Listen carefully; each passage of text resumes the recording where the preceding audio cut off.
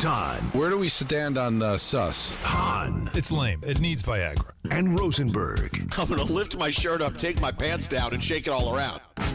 This isn't North Dakota. This is New York. This is Don, Hahn, and Rosenberg on 880 ESPN and the ESPN New York app. 301 of the big city. Don, Hahn, and Rosenberg with you till 6:30. Then it's Rangers hockey, Rangers and Sabres, as the postmortem continues on not just last night's Yankee game, but another Yankee season without a championship, 16 consecutive now, second longest streak in franchise history, and the most since not winning from 1978 to 1996.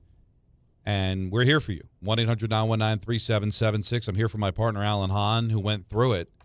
But I can't say that it's really any different.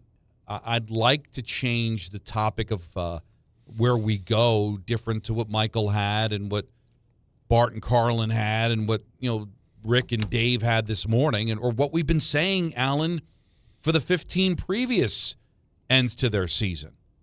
It comes up short again, and in this one a lot shorter. Last year you lived with it because it was the World Series, and you were upset by the way they played that Game 5 in the fifth inning. But against an opener, facing elimination, they had 2 hits going into the eighth inning, Alan. So it's the same song and dance. We can blame the pitching, which was awful. We can blame the bullpen, which was not good. But they died last night because they couldn't hit a bullpen that they thrashed the night before. How do you make that make sense? It doesn't. It's just, but it's this. It looks the same all the time. But how did my hey, I'm sensing a little magic. Had that age. Not good, Bob. Well, it ages the way magic ages. It just. Oh, no, you nailed it yesterday. I felt like something was brewing, and then it just flopped. But all magic, I don't care who you are. Was it Chris Angel? Whoever. Any of the great magicians, you want to go back in time, right? At some point, you figure it out. Like, it comes out somewhere that, hey, it's magic. It's a trick. Mm-hmm. All right? It can be diagnosed. One of my favorite shows is the Penn and Teller Fool Us, where comedians come on and Penn and Teller 9 times out of 10 figure it out. And if they don't figure out the trick, that magician gets to be in Vegas with them. Like, that's the prize. They get a trophy, and they're going to be on the show in Vegas.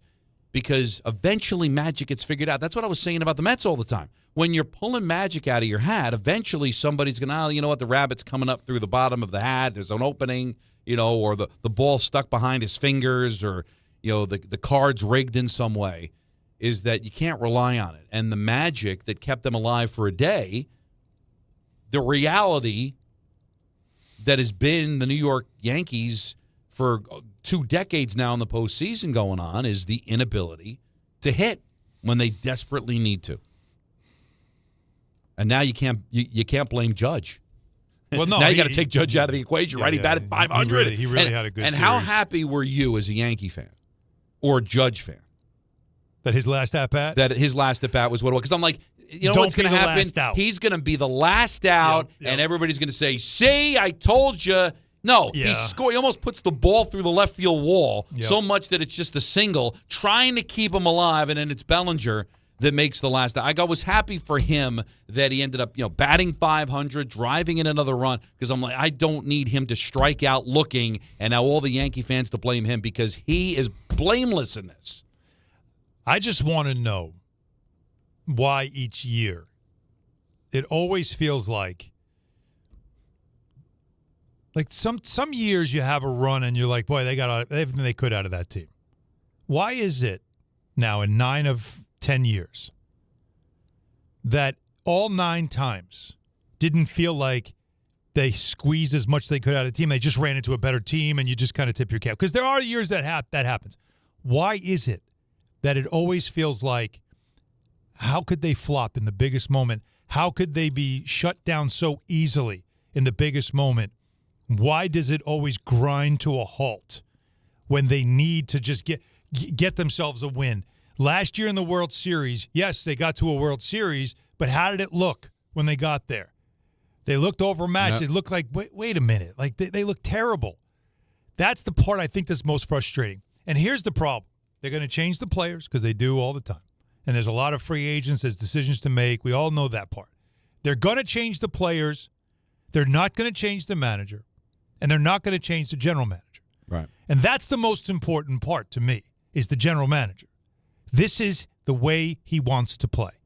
And so everyone that continues to talk about how frustrating the Yankees are to watch at times and how a bullpen that they owned, 12 runs that they scored against them in 12 innings earlier in the series, now all of a sudden they can get 2 hits.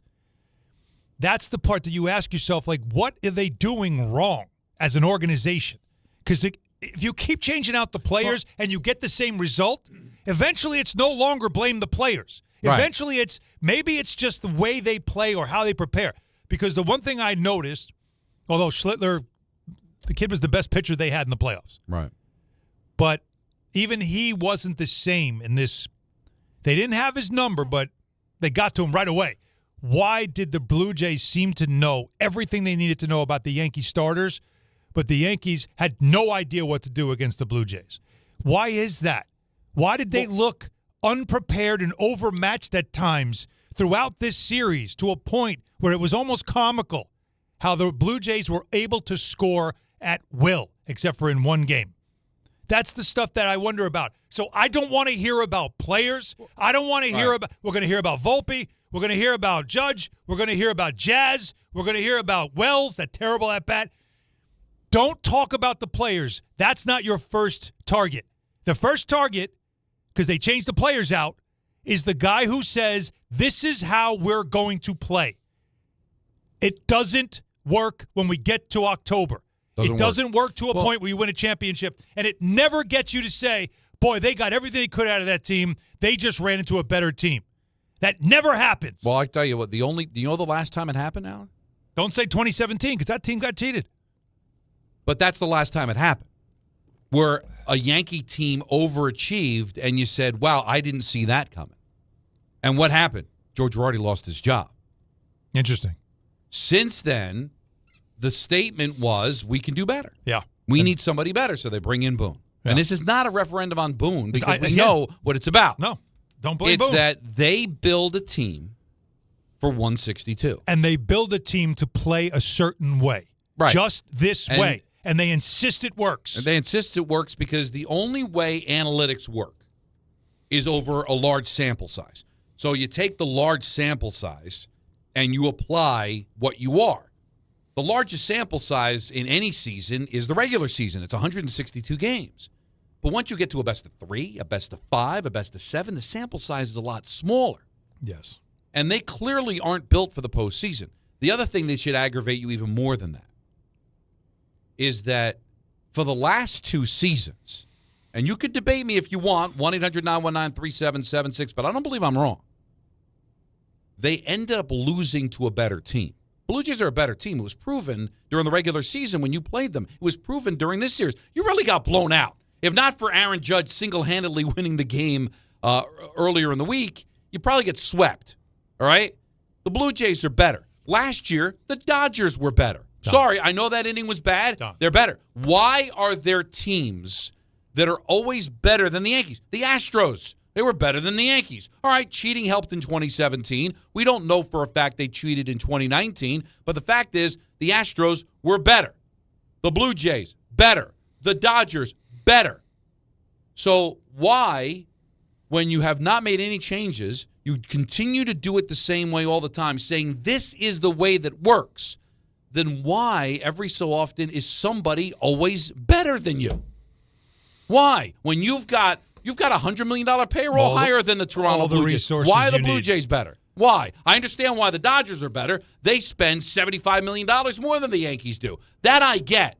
But why were the Astros better? It couldn't have all been cheating because in the last game in 2017, they scored 1 run. All right? They always seem to have the cheat code to shut you down. Somebody is always better than you. Yes. Why? And the part that doesn't make sense to me, like, again, just looking at this year, I don't want to go macro view. The only macro view I'm giving you is the fact that it's the same system, it's different players. At some point, you've got to realize that it's time to stop blaming the players. But beyond that, Judge even said it. This year's team was better than last year's team. They were I deeper, agree. better defensively, right? They did lose Cole. That would have been huge to have But him. they got better. But I having think Fried. I think the Caballero acquisition. By the time they got to October, they were a better team than they I were believe last at year. the deadline. Yeah. I wouldn't have said that if they didn't make those deals. But I getting agree. McMahon to play third, because they didn't go into the season with a third baseman. Caballero, I They didn't thought, go was into a the nice season addition. with a real closer either. Right. They found that out quickly. Right. And Bednar was good. Yeah. So I think you're right. By the time we got to the playoffs, I think they were a better team than they were And last that's what year. Judge Yes. said. Judge said last night in the clubhouse that he believed that the team, because he said we finally started to figure it out late in the season. We hit our stride. We were waiting for it all year, and it finally started to click. And he was feeling good. He thought they were going to win the whole thing. You could see it in his eyes. Mm-hmm. He thought this was it. And he got himself locked in, thinking, I'm going to make sure that I'm not the reason why not. And then it all went to hell because they ran into a team that couldn't wait to play them. Another team, by the way, that took it personal. This is why I don't want to hear from anybody about the Yankee standard doesn't exist. Oh, you guys as fans hold them to a higher standard than anybody else does. Baloney. You know why? Why is it that when teams beat the Yankees, they celebrate like it's the biggest win of the season for them? Why does it matter so much to some of these teams when they knock off the Yankees? Why did the Dodgers? Now, they won the World Series, but boy, did they carry on. A little extra about New York. They play Sinatra now, almost mocking the Yankees. Why do you think they do that? Because it is different. It hits different when you beat the Yankees. Well, So it still matters, which tells you still very much reside in all the heads of every other team in this league. They want to beat you. But this team, as I told you going into this series, especially, it was personal for this group to win this series. And that's what you saw in their preparation. Forget about everything else. They had guys that played great. Guerrero was phenomenal. But I'm telling you, they were ready for this series, and they ambushed the Yankees in Toronto before they even knew what hit them. The series was over. 23 runs you gave up in 2 games. Over. They were going to have to climb back, and it was going to be very difficult to do. But what I can't believe is the game you lost was the one against a team – they didn't even start a pitcher. They went with their bullpen, and they set it up the way they knew you were going to set your lineup up. It's like they had an answer for every single guy. Every time Schneider went to the bullpen, it was the right matchup for the next guy coming up. Had it all figured out. It was unreal. Well, they used chestnut checkers. So why are they? It's like Cashman talks so much about numbers. Why is your math not mathin'? Why is their math better than yours? Every year, there's always somebody that knows how to shut you down. There's a team that just knows this is what we'll do to them and watch us squelch that league-leading offense. Every year, one of the best offenses in the league, and every year you run into one team that just goes, oh, we know how to turn that water off. And they do. They do. How is that? Well, that's why I kept telling you yesterday when you talk about the standard, right? And you're not wrong about the standard, but again, the advantages aren't there anymore because there's other teams that got better analytics than you. But that shouldn't exist. They do it better. Wait but a minute. It does. Wait a minute. That's the point. It's not the same. This franchise is the highest valued baseball franchise. Right. Highest. They have the highest value. They have a great income. They have lots of resources. The best of the best. Steinbrenner way. Yeah. Right? But you still need the right people But you in don't place. have that's why every year if I could ever sit down with Hal Steinbrenner, the question nobody ever asks him that I would love to ask is it's not fair that you get criticized when you have one of the highest payrolls every year. But my question is, never mind how much you're spending, is it being spent wisely? Are you getting bang for your buck writing this gigantic payroll check year after year? Are you getting value for your money? His answer has to be no. Well, they brought in, if you remember, that whole audit, which everybody said was blown out of proportion a couple of years ago. But the idea of the audit was bring in somebody to analyze after 82 their and 80. analytics and figure out if it works. And they were told, no, good. Everything looks great. Yeah, Clean bill of health. Mm-hmm. So if the analytics work, which I never understood, if everybody does it, well, not everybody can win, right? So obviously some people could do it better. Some players are better. And that also has to be factored in, too. Are you bringing in winning players? Are you bringing in players that are good over 162, but once the light shines brighter, we've talked about Yankee Stadium is different, all right? Yankee Stadium is different when they put the bunting up. It's different in October, okay? It's a pretty cool place to play in May, but, man, it's another planet come October.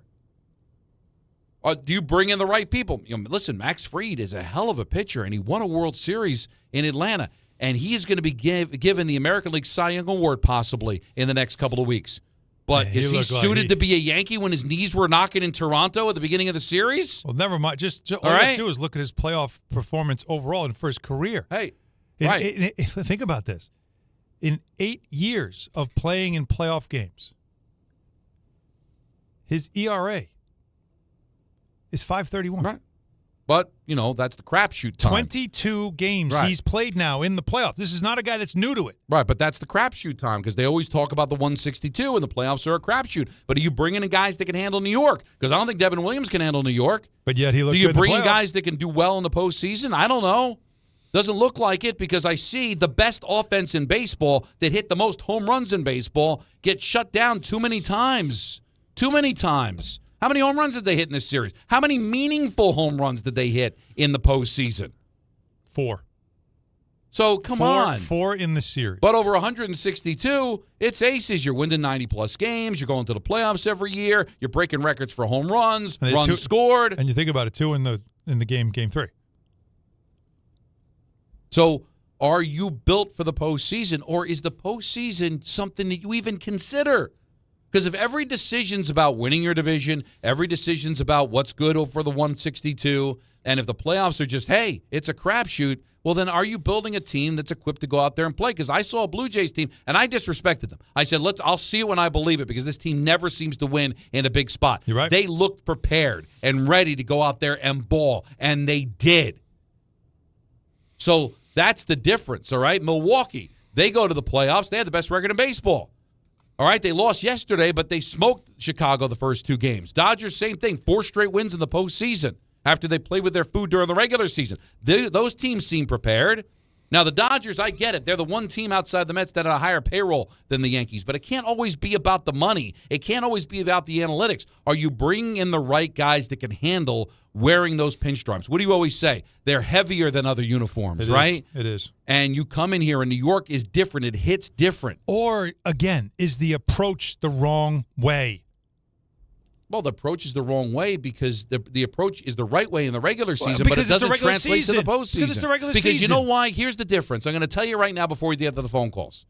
It's the thing that we always harp on Brian Cashman saying. It's not about World Series. It's not about championships. It's about a championship. It's about championships, right? Now, the Giants go out there and they win in 2010. They win in 2012. They win in 2014. But you know what happened in between? Not making the playoffs, not being very good. The Red Sox, they'll win a championship, then lose 100 games, then turn around and win another championship. They don't want to do that. They don't want to ever look and say, this is the year. Sink it in. And if it means 2016 suffers, be damned, because we want to win the World Series this year. They don't think that way. It's the long haul, the wide angle lens of, hey, don't sacrifice next year for this year because we want to be good in 26 and be good in 27. So are they pushing the right buttons to say, the hell with 26, I want to win now? Because Aaron Judge is going to be 34 next year and Cole's getting older. I want to win now. I'll worry about 26 when 26 comes. I'll worry about 27 when 27 comes. That's what the Giants thought. That's what the Dodgers thought. That's what the Royals thought back in the day. The Royals are suffering for some of the decisions that they made, but they saw a chance to win the World Series, and they took it. I'm not saying you got to be like the Marlins in 97 and 03 where you hemorrhage money from the eyes to win the championship. Yankees don't have to worry about that. It's just say, you know what? This is special. It's been 16 years. Enough. Let's win. Oh, but Hal, Brian, Aaron, that could hurt you in 26. We're all day to day. The planet might fold in half by next year. Let's win now. Is that maybe the difference? That they'll have to start thinking more in the now than worrying about the future? About salary caps. Oh, if the salary cap ever hit this sport, the Yankees would be in big time trouble. Because now everybody would be on equal footing. I'm telling you, it's to me. There's just and I've said that I'm almost getting sick of doing this because it feels like the same bit every year. But the problem is that it's the first thing I think about because it's something that you see, and I can't stand it because you watch a team and you just see, okay, there it is again, and you know that the underbelly, the weakness part of it, the Achilles heel of whatever the strategy is, whatever that game plan is, you always know. All right, well, when it gets exposed, it's ugly. Because, the Yankees looked meager. That was an elimination game at home. And they looked like they couldn't touch anything that was – they had no idea it was coming, confused by some of these at-bats. Like I said, that Wells at-bat was – the guy can't throw a strike, and you're going first pitch? You're swinging first pitch. Come on, man. And maybe the philosophy changes this way. Because I've been listening today. It's killing me. We got to hold on to Dominguez. He's a Martian. What's he doing? He got one at bat. Right, he got one at bat. Finally, they pinched hit. He got a double. They finally pinched hit for Volpe. Volpe finally couldn't see the hold ball. on to Volpe. We can't go out and get an established shortstop. Volpe's coming. We can't go out and get an outfielder because we've got Dominguez and we've got Spencer Jones. Well, Dominguez is up, never plays. Spencer Jones is going to turn 30 and still be a Somerset Patriot. Those are the things I'm talking about, is that maybe you ship these guys out to get the guys that can win now. Instead of holding on to my precious prospects. And what happens? When do they ever, outside of Judge, when did they come to fruition? Cam, they seem to step in it. But otherwise, you got all these guys. Lombard Jr., is he going to play? Let's get him up here. Let's get him to play. All right, pull the plug on Volpe if he's not the right guy. Make the decision. I know you put a lot into the kid, and he seems like a really good kid. But it doesn't look like he's got it. He had 11 strikeouts in this series. And you held on to him like grim death when you could have went out and got a legitimate shortstop in free agency, but you didn't want to landlock him. And now he's here, and he's not getting the job done. These are the things that I'm saying is that maybe you've got to think about the now instead of the precious toys in the future that either don't work out and you don't win with, because the fans don't care about how high your prospects are rated. The fans don't care about who's down in Somerset or who's down in Scranton. They want to win a championship.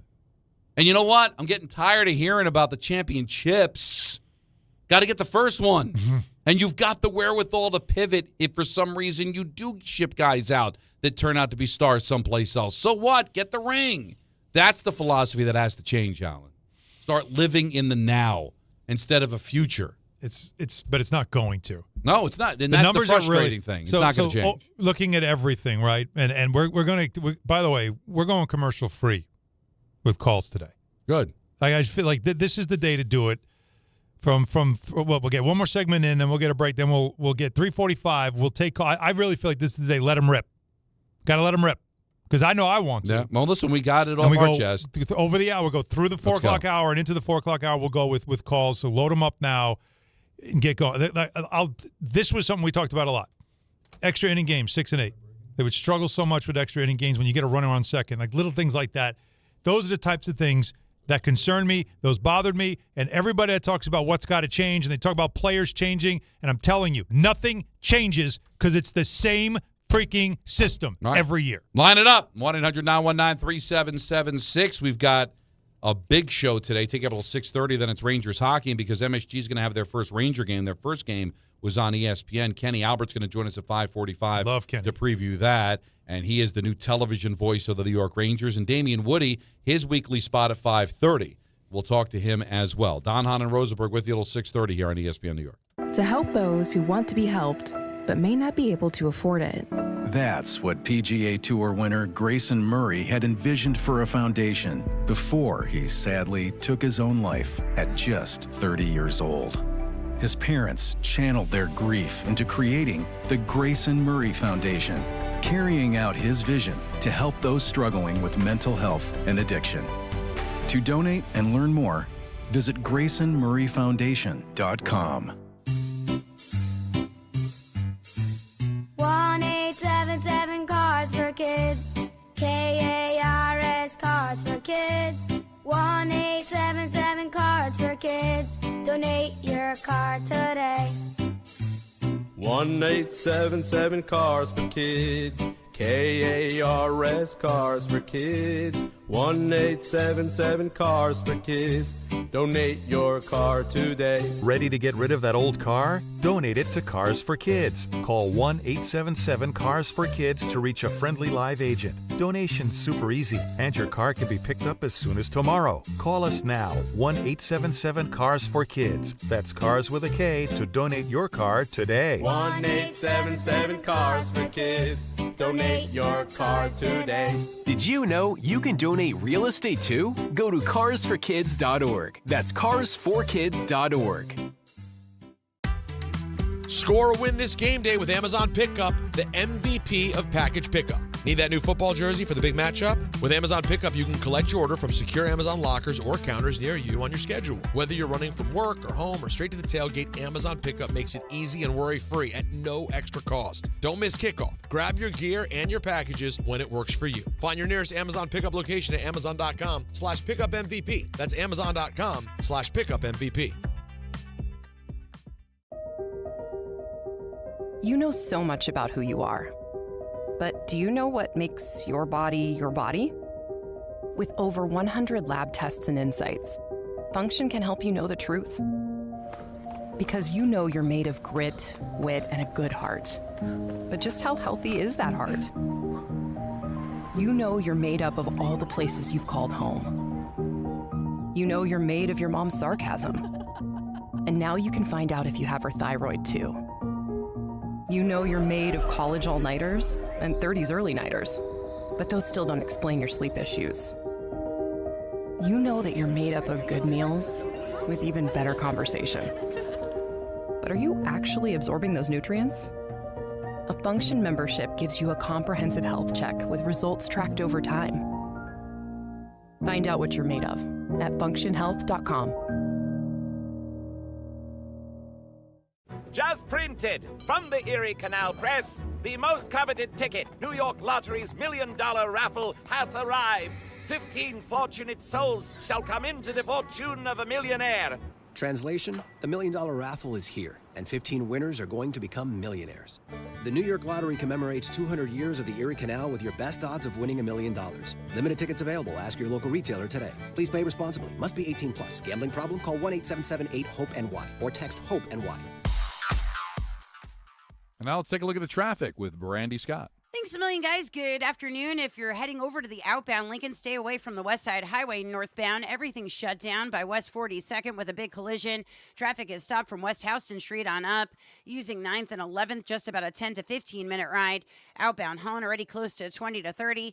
Heading over to the outbound George, looking good on the West Side Highway and southbound Deegan. Inbound George, still have some road work on the upper deck and already about 15 to 20 minutes. Over in Jersey, Giants are home tonight at MetLife Stadium. Parking lots opened up a little while ago. So far, no big delays on the western spur heading into the Meadowlands. Route 4 westbound crawling into Hackensack, a big crash by Hackensack Avenue.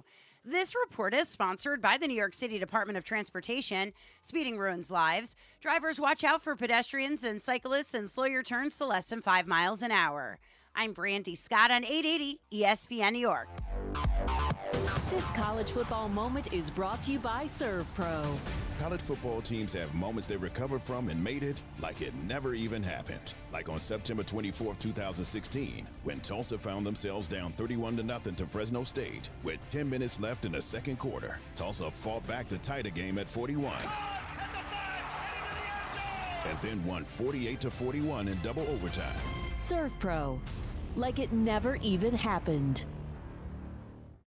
Coach Saban here, and let me tell you, every second matters. Preparation is everything, and that's why I trust Kidde Smoke Alarms. And as North America's #1 home fire safety brand, they're built to respond over 25% faster to smoke detection. Kidde helps protect what matters the most. Find it at the Home Depot. How doers get more done. #1 claim based on total household installations as of December 2023. 29% faster average smoke detection based on internal testing of smoldering wood fires for Kidde 9th edition versus leading competitor 8th edition products.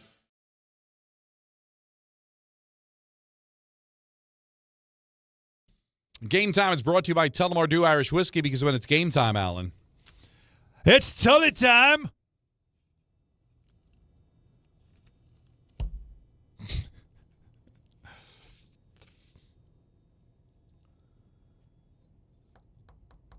Rangers visit the Sabres with coverage immediately following us right here on 880 at 6:30.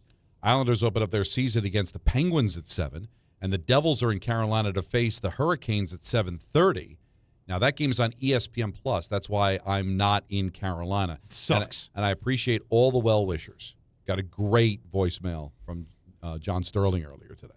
I just didn't have the heart to call him back and say, no, it's not till Saturday. Michael texted me, like, no, not till Saturday. But I get it. I understand the schedule. But And the Giants play host to the Eagles on Thursday Night Football at 8:15. And the Knicks have a preseason game. That's why Allen looks all spiffy against the T-Wolves at 7:30. So we got a full – this is a nice therapy day to pivot away from the Yankees if you're a Yankee fan. Tullamore Dew, the original triple distilled, triple blended, and triple cast matured Irish whiskey. Be sure to grab a Tullamore Dew or try the new Tullamore Dew Honey during today's action. Glasses up to enjoying Tullamore Dew responsibly.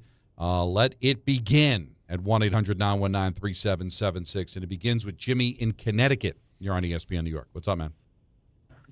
I am sick to my stomach today, but I'm going to try to articulate my point in the calmest way possible. Go ahead. The Yankees are a solid organization. They win 90-plus games a year. They sell a lot of seats in that ballpark, and I'm sure as a business owner, Hal Steinbrenner sees a ton of value in that. And I understand that. You know, he's a business owner. He's trying to make money. But the bottom line is every year they're good, but not good enough. And change does not always work. Let's call it what it is. But I feel like you can't sell to your fan base year after year that you can change nothing and you're going to get a different result. The Knicks just fired Tom Thibodeau after an Eastern Conference final appearance. The Rangers have done it a couple of times, too, shortly after conference final appearances. And look, time will tell if those moves work. But when you're not good enough, you have to change something. I just don't understand the arrogance. I love the Yankees, but it drives me crazy. That's the exact line. When you're not good enough, you have to change something. And you talked about the arrogance. And I truly believe it's become a defiance more than anything else. Instead of accepting the fact that, you know what, we probably got to change things up. It's no, we'll show them. But show them. But to me, and this isn't even really about defending Aaron Boone, the manager. No. Is that letting go of Boone would just be cosmetic. I agree. Because they'd bring in the same guy. No. They'd be defiant. No, there's one guy. They'd throw you chum. There's one guy, Don. There's one guy. Right, Brian Cashman. The only way it changes is if we remove the wizard, the man behind the curtain. Yeah. You got to remove. That's the only way you get real change, where suddenly somebody else comes in and says, I got a way we're going to do. It's going to be different. The fans are going to love it. And I don't think that's going to happen. It's never going to happen. It's not going to happen. Because he's too successful. You can't do it. Well, because they define success differently. Yeah. To where they're going to say, how are we doing? Printing money. Playoffs every year. All right, Toronto got us. We'll get him next year. Do we have him from last night, by the way? Brian? Yeah. No, okay. Do not have Brian. I thought they caught him with a couple of comments. All right, never mind. But he'll say, and then Hal will say it too. Yeah, we're gonna reevaluate, take a look at it. We're not going to tolerate it. This is not what this is about.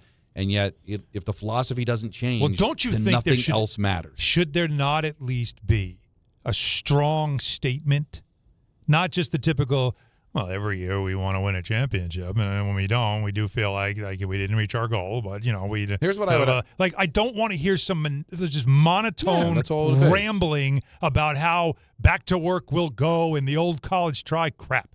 Your fan base is frustrated by this. That's why I thought the audit was a reason for Yankee fans to get excited, because then somebody would say, all right, they're at least looking from within. And then they came out and doubled down. Hey, this is exactly how it's supposed to be run. Because maybe they feel that is the way it's supposed to be run. Because if I were to ask Hal and Brian, if I gave you the opportunity to win the championship in 2026, but those decisions will cost you would 27? make you a 500 or below team in 27, would you do it? And I bet you they'd say no. And if that's the case, because you can't guarantee a championship, but you can guarantee just being good every year. Right, and they figure, listen, eventually we'll get there, because if it's a crapshoot, but Michael had a great point. But if it's a crapshoot, then when does your time come up? Why does it always have to be crap? Right? There's got to be some time where, and listen, you went to the World Series or whatever, and I guess they must be satisfied with that, because there's no changes being made. You brought up that. I think that Thibodeau's a bad example, because Thibodeau just wasn't a fit. But Pete DeBoer was an example in Dallas. Hey, you keep going to the conference final and losing, man. We're not satisfied with that. And they fired DeBoer because they said we want to do better. Get over the top, right? Thibodeau was more of a, I think a philosophy difference in all that. I think a lot of it just like it ran its course. There were some things, but this hasn't ran its course. But you understand, like, here's the difference. The Knicks are going to look like a different team with the same players. Right. Mike Brown's going to play differently. So when you change the coach, you change the style, you change the look because they felt like, okay, that style, we just couldn't get over the hump. We've got to try something different. Mm-hmm. The problem with the Yankees is they're going to change the players but play the same way. Play the same way. And that's the thing that's frustrating is that because it always looks the same. It's different people, but it's the same thing. It looks the same. Well, think about it. Think about the turnover because you go back to 2017 when they went to Game 7 against the Astros. Judge is the only player left from that team.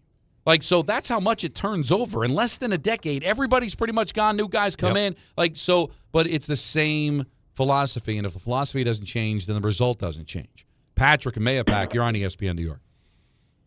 Good afternoon, gentlemen. Obviously, calling about the Yankees, get right into it. You'll hear a lot today that our team might have been better on paper, and we should have gone farther. But unfortunately, the game's played on dirt and grass. Our 1 and 2 pitchers go out there, completely wet the bed, and we got a rookie come in and try to save their butts. After the Red Sox game, Schlittler went to the media and said that's what he expected. We heard other teams and even our fans mock him for that swagger, but that's what we need. Allen has a great point with the way this team's built. The players go out there and over 162, they'll finish above 500, make the playoffs. But we need more dogs. We need killers. Look at the Dodgers. Kike Hernandez, career 200 hitter, OPS 700. In the postseason, that picks up 60 and 180 points respectively. Trent Grisham is a 160 career batter in the postseason. What are we expecting from these guys to do? Yes, they'll finish above 500 in the regular season, but then when it comes time to bear down and work in the postseason, they just cannot do it. You keep changing, but we keep focusing on players. Now, Grisham, you didn't know what he was in the postseason because he wasn't a main guy until this year, and he became that, and his numbers were great, but in the postseason, not so great.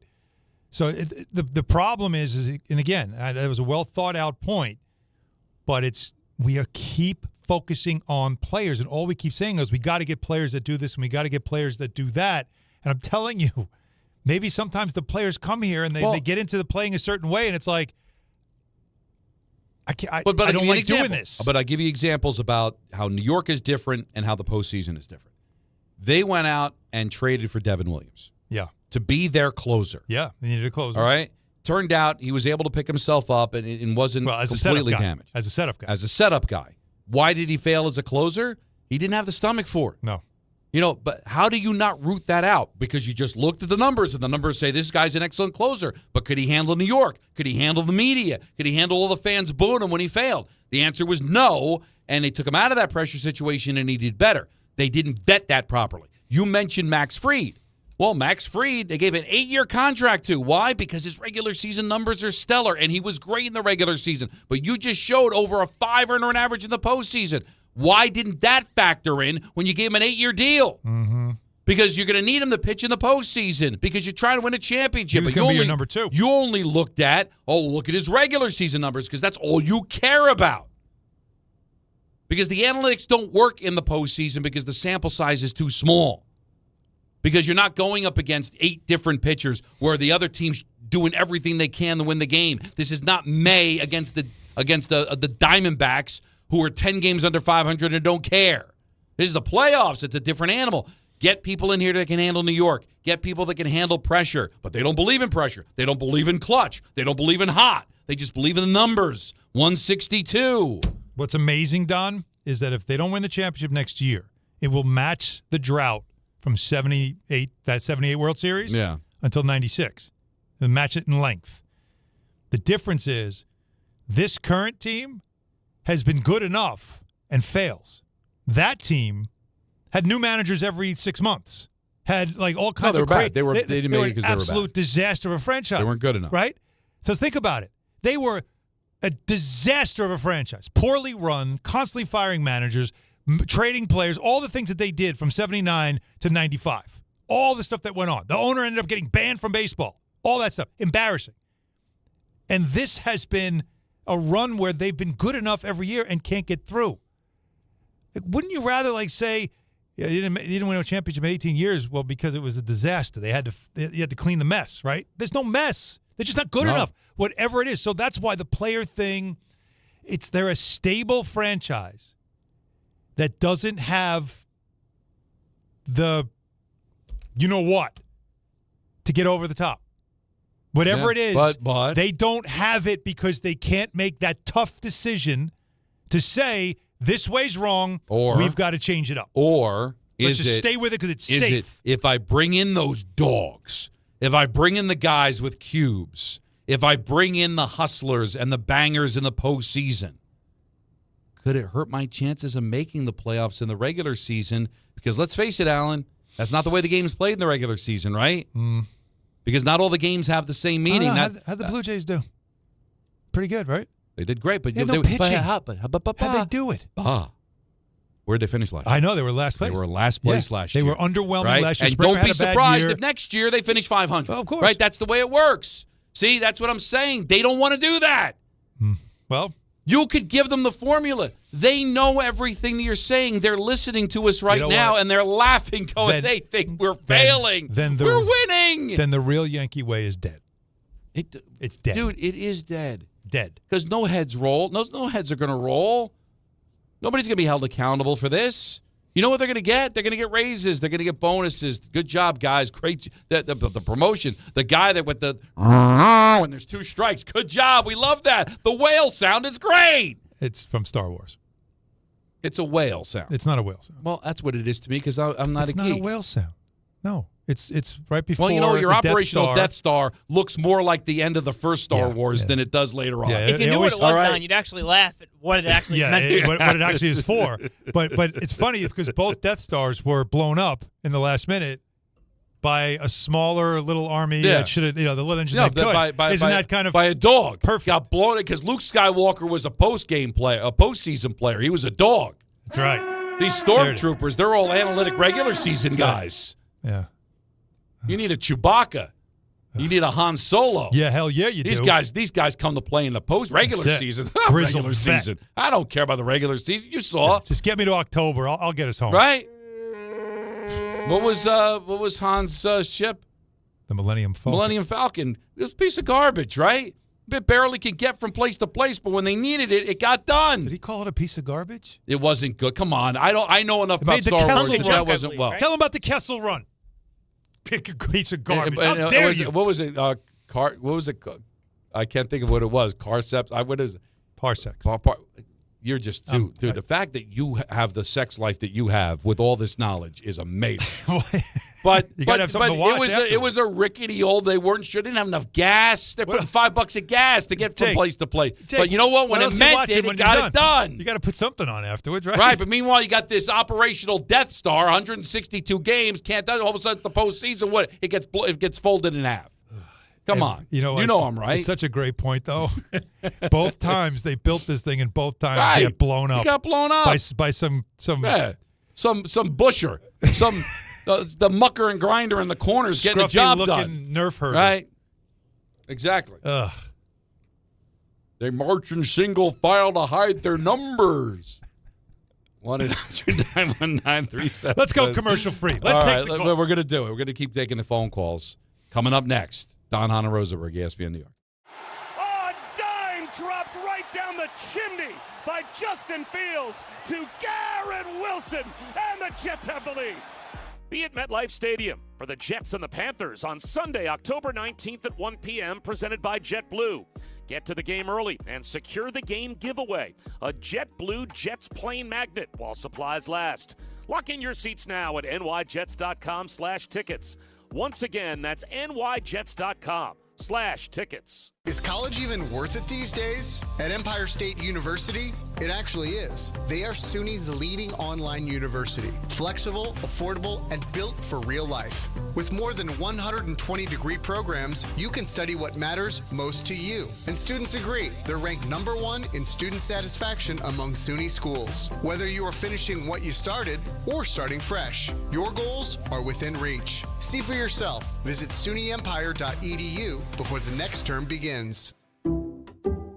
Some people just know you can save money on car insurance by checking Allstate first. Like, to check if they're going for it on 4th down before going to the concession stand. Yeah, give me 3 hot dogs, 2 jumbo touchdown, baby! What? Hey, buddy, you want cheese with those? Yeah, checking first is smart. No. So check Allstate first and see what you could save. You're in good hands with Allstate. Potential savings vary, including based on how you buy, subject to terms, conditions, and availability. Allstate North American Insurance Company and affiliates, Northbrook, Illinois. What if you could instantly find whatever you need exactly when you need it? We're talking everything from parking spots to holiday gifts to the perfect shoes in your size. Think of all the time you'd save. While you may never instantly find these things, if you're hiring, you can find qualified candidates right away. With ZipRecruiter. ZipRecruiter's powerful matching technology works fast to find top talent, and their advanced resume database lets you unlock top candidates' contact info instantly. Try it free at ZipRecruiter.com/sports. That's ZipRecruiter.com/sports. Your fantasy roster is set. The Smack Talk is heating up, and this season, ESPN Bet is giving you more ways to ride with your squad. Introducing the ESPN Bet Fan Center, where you can instantly link and bet on your fantasy teams right in the ESPN Bet app. An enhanced sports betting experience only from ESPN Bet, the sports book for sports fans. Make the connection today with ESPN Bet Fan Center and the ESPN Fantasy app. ESPN Bet Sportsbook. Download the app today. Must be 21 plus. Gambling problem? Call 1-800-GAMBLER. Terms and conditions apply. See app for details. Coach Saban here. On the field or on your walls, coverage matters. That's why I go with Behr Marquee Interior Paint and Primer from the Home Depot. Exceptional hide, advanced stain blocking, and over 1,000 colors to choose from. Behr Marquee delivers one-coat coverage that stands up to real life. One-coat coverage, no overtime. Behr Marquee, only at the Home Depot. How doers get more done. Valid only when tinted to colors from the Behr Marquee Interior One-Coat Hide Collection. From the regular season to the Super Bowl, ESPN New York is your destination for football. We've got crazy fans. If the Giants somehow beat the Cowboys, I'm going to take a dump on your head. You can feel good because you're a damn football team. Expert analysis. Marcus Spears joins us now. ESPN NFL analyst Damian Woody. Mel Kiper Jr. The Hall of Famer Steve Young. He's kind of our resident general manager, Louis Riddick. We got Mike Tannenbaum right now. And all your fantasy and wagering needs. This is ESPN New York. We are football. There's nothing the voice in our head obsesses over like our health. But with over 100 lab tests and insights, Function can help answer the questions like, why am I so tired all the time? How can I get better sleep? My friend was telling me about magnesium gummies she takes. Know if my heart is work stress affected? It's time to up my cardio. If my mom has something, how would I find out? It's time to get some blood work done. A Function membership gives you a comprehensive health check with results tracked over time. Find out what you're made of at functionhealth.com. Score a win this game day with Amazon Pickup, the MVP of package pickup. Need that new football jersey for the big matchup? With Amazon Pickup, you can collect your order from secure Amazon lockers or counters near you on your schedule. Whether you're running from work or home or straight to the tailgate, Amazon Pickup makes it easy and worry-free at no extra cost. Don't miss kickoff. Grab your gear and your packages when it works for you. Find your nearest Amazon Pickup location at amazon.com/pickupmvp. That's amazon.com/pickupmvp. Lowe's knows that free makes everything better. That's why our rewards members get free standard shipping on the things they want and need to get the job done every day. Savings for rewards members add up fast, so why wait? Join for free today. Lowe's, we help, you save. Not available in Alaska and Hawaii. Exclusions and more terms apply. Loyalty program subject to terms and conditions. Details at lowes.com/shipping terms. Subject to change. Whether you're building a single roof or a successful roofing business, roofing contractors like you need the right tools for the job, and software is no exception. Service Titan is on a mission to be the most powerful software platform for the trades, with purpose-built technology proven to maximize revenue, streamline operations, and deliver 5-star customer experiences. We are taking roofing companies like yours to the next level and beyond. Service Titan, we are built for this. See what we can do for roofers at servicetitan.com.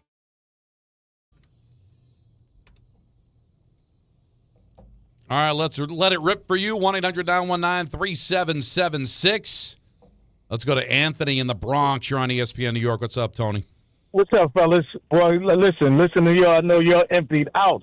But listen, as a Yankee fan, and I got to agree with both of y'all, Boone plays the players that is given to him by Cashman. It's Cashman that brings the players to Boone. So it's not relatively Boone's fault, but I'm not in love with Boone as a manager. But it's Brian Cashman. And I agree with you that the Yankees, we have gotten so arrogant that we can't follow nobody else's formula like these teams that have $100 million less payroll than we have, who's making the playoffs, who's winning world championships. And so we can't follow that formula. We keep following the same formula. And we got guys, including Judge. Let's don't take Judge off the hook. He had one good game. But the Toronto first baseman, he wrecked the whole series. That's what superstars do. And we don't have those kind of players. Hideki Matsui came 2009. He wrecked the series. Alex Rodriguez, 2009. He wrecked the series. Reggie Jackson. You know why the fans love Reggie Jackson? He only played 5 seasons with the Yankees because he wrecked the World Series. We need players like that, gamers, dogs out there doing their thing. But until Cashman changes philosophy, we're going to repeat the same old things looking for different results. It's time for change. Yeah. And you're right. Cashman has got to go. Well, it's well said, everything, but I'm not getting on Judge. No, the Judge thing is incorrect. Not this year. Hey, Guerrero, the reason why Guerrero was able to wreck the series, and he did, he was unbelievable, was because he had other people also, like Clement. Like, he had other people that were also causing trouble. The problem with Judge is he was doing everything and then looking around going, anybody else want to join me? He was on an island by himself. He tried to carry the team, but unlike basketball, where one guy, LeBron James, might be able to drag his team through a series, or a hot goaltender in hockey can, drag a team through a series where they don't play well, but he stands on his head. That doesn't work in baseball. All right, before we get back to the calls, quickly, can you guess, knowing that Judge hit 600 in the series? Right. And like 500 for the playoffs. Yeah, right, but just in the series, what regular player, which means he played in all 4 games, was the next highest batting average? The next highest batting Who was it? Just trying to think. I won't even ask you for the batting average. Just give me the name of the player who had the next highest batting average. Let me just after Judge. He had to play in all 4 games. Well, it certainly wasn't Grisham because he was terrible. It wasn't Volpe because he was awful as well. Goldschmidt didn't play in every game. Rice didn't play in every game. Wells? No. Who? Wells hit 231. Ryan McMahon, the third baseman. The guy who usually bats ninth. Play in every game. Yes, he did. He appeared in every game. He appeared in every game. Okay, yeah. Well, I said he appeared in every game. Yeah, because 10 at-bats, he hit 300. Yeah, and he had So Stanton was 267. Goldschmidt played in 3 games. He was 250. Wells played all 4. He was 231. Bellinger, all 4, 188. All the guys on the interstate. Ready? Bellinger, Rice, Chisholm, Grisham, and then Volpe. Jeez, he was on the state road. Bellinger might have been injured, but he's in there, right? He's playing. Well, he made good defensive plays. That's what Derek Jeter would always say. He still gave you 4 RBI, though. Even though he didn't do anything with the bat, he still got you 4 RBI. Yeah, and 2 of them came in garbage time in that 13-7 loss. So you're saying I'm not taking Judge off the hook? No, he didn't have one good game. He had a great series. The problem is nobody else. No support. No. And we got a tweet before. It was like, Judge has to carry the team to a championship. Name me the last baseball player. You can't do it. To carry a team to win a championship. You only get 4 at bats. So if you homer in every at bat, you still need a pitcher. You still need a bullpen to be able to shut them down. You need help, man. Yes. And also defensively, they didn't kick the ball around like they did last year. But that Jazz. Oh, that was the game. That was killer. Like any at 2-1. Ate them up. At 2-1. Yep. You're thinking, all right, all you need. Judge's going to get a couple of at bats. He'll run into one here, tie the game, maybe win an extra innings, force a game 5. That opened the floodgates for once it was 4-1, it was over. You felt it. Yeah. It was over. Yeah. All right. Back to the calls. Let him rip, Donnie. Let him rip. Roger, Bronx, go. Hey, what's up, guys? I'm huge fan because you are a Yankees fan. You said everything that all of us are thinking. I got 2 things I want to say. The first thing, Cashman got to go. You're right. Players have come and gone. They've changed. You can't keep blaming the players. It's the same philosophy. And 2, I was disgusted the way they protected Volpe yesterday in the 9th inning because they knew. He's going to get booed. They didn't pinch in for him 2 innings ago. They did in the 9th when the game was pretty much over. Mm-hmm. It was disgusting, and that comes from the top. We all know. We know who's running the show. Even Jeter called it out. Jeter himself called it out. I'm going to hang up so I can listen to what you Thank guys got to say. You are not wrong. Jeter was, you could see it. He was smoldering during that postgame. Well, remember, he's got no love for Cashman to begin with. None. So he doesn't like the approach. He doesn't like all the things that I'm saying is what he won't. He has hinted to, but he'll never say.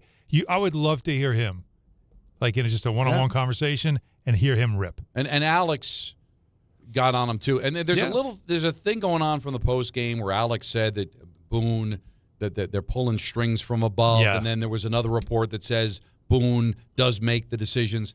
Michael's been saying it forever. We've been saying it forever. It's semantics. Boone is in lockstep with everything that they do. So whether it's, the chicken or the egg, it doesn't matter. It's like Boone is doing. He's not doing their bidding. He's doing his own bidding. He agrees with them. Yep. So they're both right. So there isn't any outside the box thinking because there doesn't need to be because Boone agrees with everything. So nobody's calling from above down to the dugout, do this, do that. But it's all mapped out beforehand, and he's involved in it. Mm-hmm. The problem is it almost is cultish in the sense that so everybody agrees? There isn't one person who goes, maybe we shouldn't do it that way. What happens? Do they spontaneously combust if you disagree? How can you have all these people, the Tampa people, the Cashman people, Boone, and they all yeah, that's the way you do it. Yeah.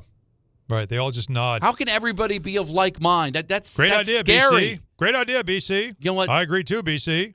Because let's keep doing it that way, BC. You're the man, BC. You know what I think when that happens? What? When everybody agrees with the boss, it's because they're scared they're going to lose their job. They all want to keep their jobs. Because you can't listen. Alan, I love you. We've known each other for 25 years. I would be scared if we agreed on everything. People should see us argue when we're at lunch. Because that's just life, right? Yes. I mean, listen, I married my wife. I spend my whole life with her. We don't agree on everything. When you agree on everything, it's somebody staging it. Somebody's faking it. Somebody's scared that the other one's going to leave. Somebody's scared they're going to get beat up. Somebody's scared they're going to lose their job. How do you trust anyone's real opinion if they don't ever disagree with you? Right, that's an issue. Because now I'm wondering, are you ever honest with me, or you just go with it because you don't want to argue? Then I've lost respect for you. I can't trust you now. Because I'm going to obviously lose respect for you. You're listening to Don, Hahn, and Rosenberg on 880 ESPN, WHSQ, and WCBS FM HD2, New York. Tommy, Linden, go. Let him rip, Donnie. Yeah, guys, I'm just seeing a pattern here. It's starting to really look, unfortunately, like the Billy Bean A's, and that's what happens when it sounds like they rely 100% on analytics. And you were talking before about the heart and the gut and not watching the game. I mean, pulling Schlittler last night, 88 pitches. I didn't know about a double play. You know what? All the time. I never thought to bring that up. I was wondering the same thing. Why were they taking him out? Lanes. And you saw him come out the first time, right? When he came out, you were texting like, they better not take him out. The crowd was booing, and then when he turned around and walked away, they gave the kid the option, or did he just want to talk to him or get a feel? Whatever it was. I don't know. But the fact that they took him, when they took him out, I'm like, wait a second. Why are we hot to get to this? Now, again, at the end of the their season. argument would be, well, look how good the bullpen was last night, the night before, which it was. It was weird, but Tommy, that was very curious. 88 pitches, really? I mean, even by the 100 standard, you could still get a couple more batters with 12 more pitches. Was he losing it? I mean, I know he wasn't mowing people down, but he looked like – well, I'll tell you what, by the way, side note, I am excited for next year for one reason. When they get Cole back, they got 4 really good pitchers. Oh, they'll win 100 games, win the division. They got 4 guys that can go. Get ready. October 9th next year. Except the 4th, October. What's going to happen? Except when we get to October. Yeah. What else you got, Tommy?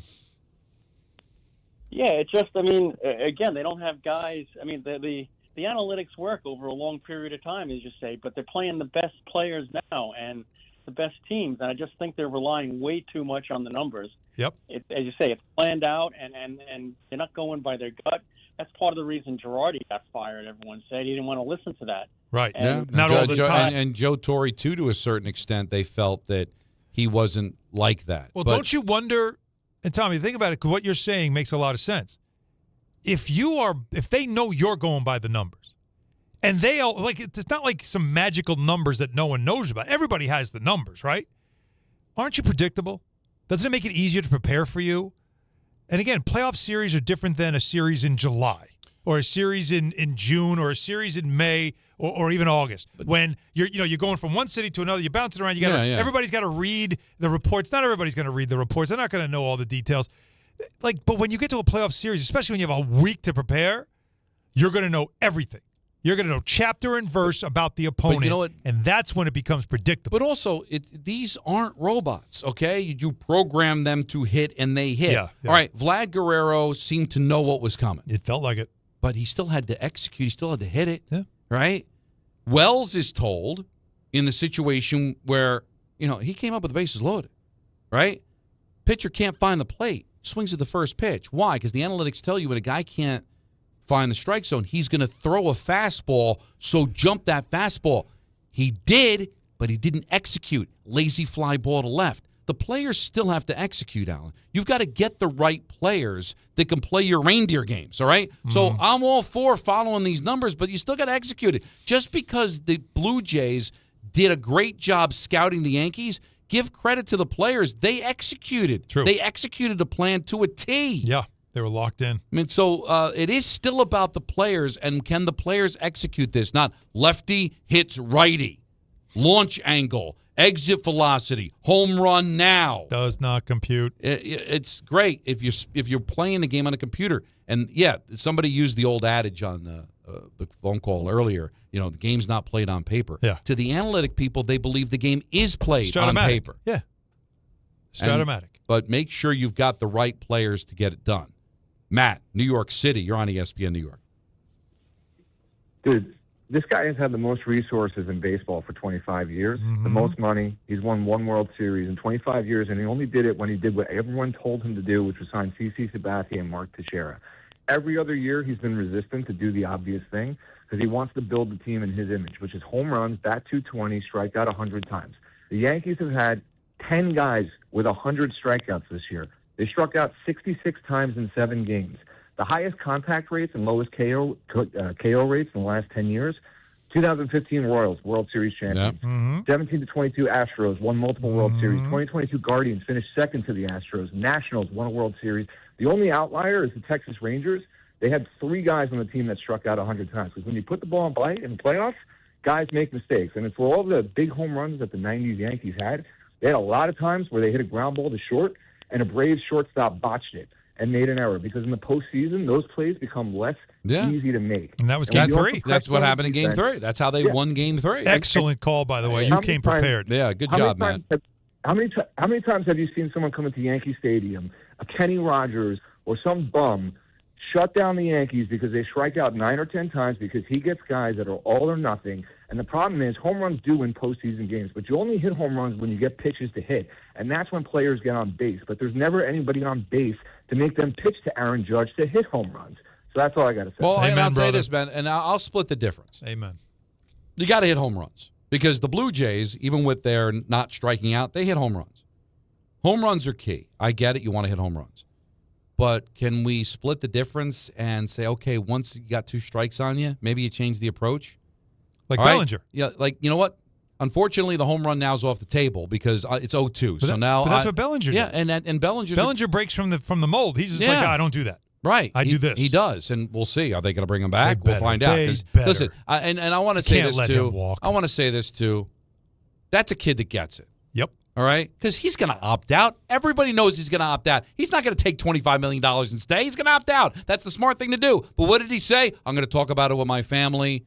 Not like Pete Alonso. I'm gone. Not like Cole and Soto. Like they already got different hats on. It's all business. Give the kid credit, man. Like he loves being here, right? His dad was here. Yeah. But he's also, it's a business. And Judge loves him. So the smart thing is to opt out, and we'll see if the Yankees are going to pay him. And I'm telling you, Judge is the type of guy that you come and ask me, I'll tell you, but I'm not going to force my will on the front office. Well, maybe he should now. No. They better go to him because again, you can't keep taking people away from him. Soto, you took away from him, right? Yeah. You can't take Bellinger away from him now. But wouldn't it be? I know. Doing listen, this. I'm not asking Judge to be or do something that he isn't capable of doing. But he's a partner in this thing with the contract that he got. I'm not saying you got to kick down the door, but just say, certain guys, though, he's not about that. Because if he does become about that, now you're taking on responsibility. And that's not right. Like, you don't want that as a player, especially as a team leader, because other players then look and go, oh, you wanted him here, you didn't want – he doesn't want that. Don't want that. I've talked to players about this. I understand. They're very careful with how they do it. But if you approach me, I'll give you my opinion. But I'm not forcing my will, because then that gets out, and now it looks like I'm handpicking players. I get it, but and that can ruin a room. It's not like – I hate when players, like, take it to the media and they're grandiose about it, trying to play general manager. I'm just saying that – his legacy's on the line. He's the highest paid player on the team. He's the best player on the team. He's the best player in baseball. There wouldn't be anything wrong to knock on the door and say, Brian, hey, listen, my 2 cents, you do what you got to do. You're the boss, but I'd like Bellinger to stay here. I think Make it happen. I think if you listened to him last night, he sounded like that's what he was kind of saying. I hope that's because I do think there's a difference there, too, of grandstanding and being the man and being selfish and just saying, hey, I want to win here, and I'm a partner in this. You gave me a monster contract. I'm not trying to step on any toes, but listen, if you want my 2 cents, it's that. Yeah. Curly in Brooklyn, you're on ESPN New York. Hey, what's going on, fellas? Thanks for taking the call No problem. Thanks for the time. I feel like you guys have already, and all the callers are saying what I wanted to say, but I'm going to try to coalesce it into a full point. I got 2 points to make. So the first one is the formula is bad, right? So we know, everyone knows that. Hahn is saying that, you're saying that, and this is the right stage for everyone to call him because you guys say that the most. Cashman and everything else, the front office, how they put together the team, the formula is missing pieces. They're just holding. You want to make a steak dinner. All you feel you have to do is just say, we have steak. You don't get any asparagus. There's nothing to go with it. And then we got, the bus boy is going to cook the steak, as well as the chef is going to cook the steak. We don't need all of the players trying to hit home runs. When you're putting together a team that to win a championship, they say we need pitching, we need hitting. But when it comes to breaking down the parts of each, you only want to hit home runs when it comes to hitting. So obviously, there's more than home runs. You're not going to hit solo home runs and win the game all the time, right? You're not going to hit a bunch of solo home runs. People got to be on base. You want to hit 2 and 3 run home runs. And all these other teams are doing better at putting the formula together. They're getting parts of. They're not one-dimensional. That's long story short, they're not one-dimensional. And the Yankees are one-dimensional. And you have up and down the lineup because, you drive the ball out, you're going to win the game. Everybody's trying to do it. Not everybody can be judged. And it's messing up these guys' swings. The game plan was simple for the Blue Jays. A bunch of players that can keep the bat in the strike zone. That's all it is. The longer you have the bat in the strike zone, the more chance you're going to make contact. The more chances that pitcher has to be perfect at hitting that spot and getting you out. And 9 times out of 10, the odds are that's not going to happen, right? Well, how many times? Predictability. How many times did the Blue Jays strike out in this series? What was it, like 12? Something ridiculous, right? It's a very low number. Yeah. Bat on ball, man. But they don't not get it. Like they just disagree. Like, it's not out of ignorance. It's out of stubbornness.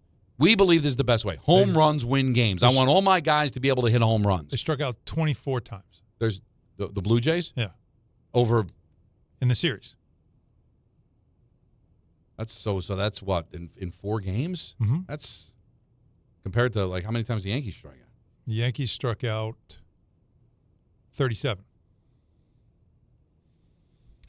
The swing and miss stat was the one they had last night on Fox, which was mind-blowing. Mind-blowing.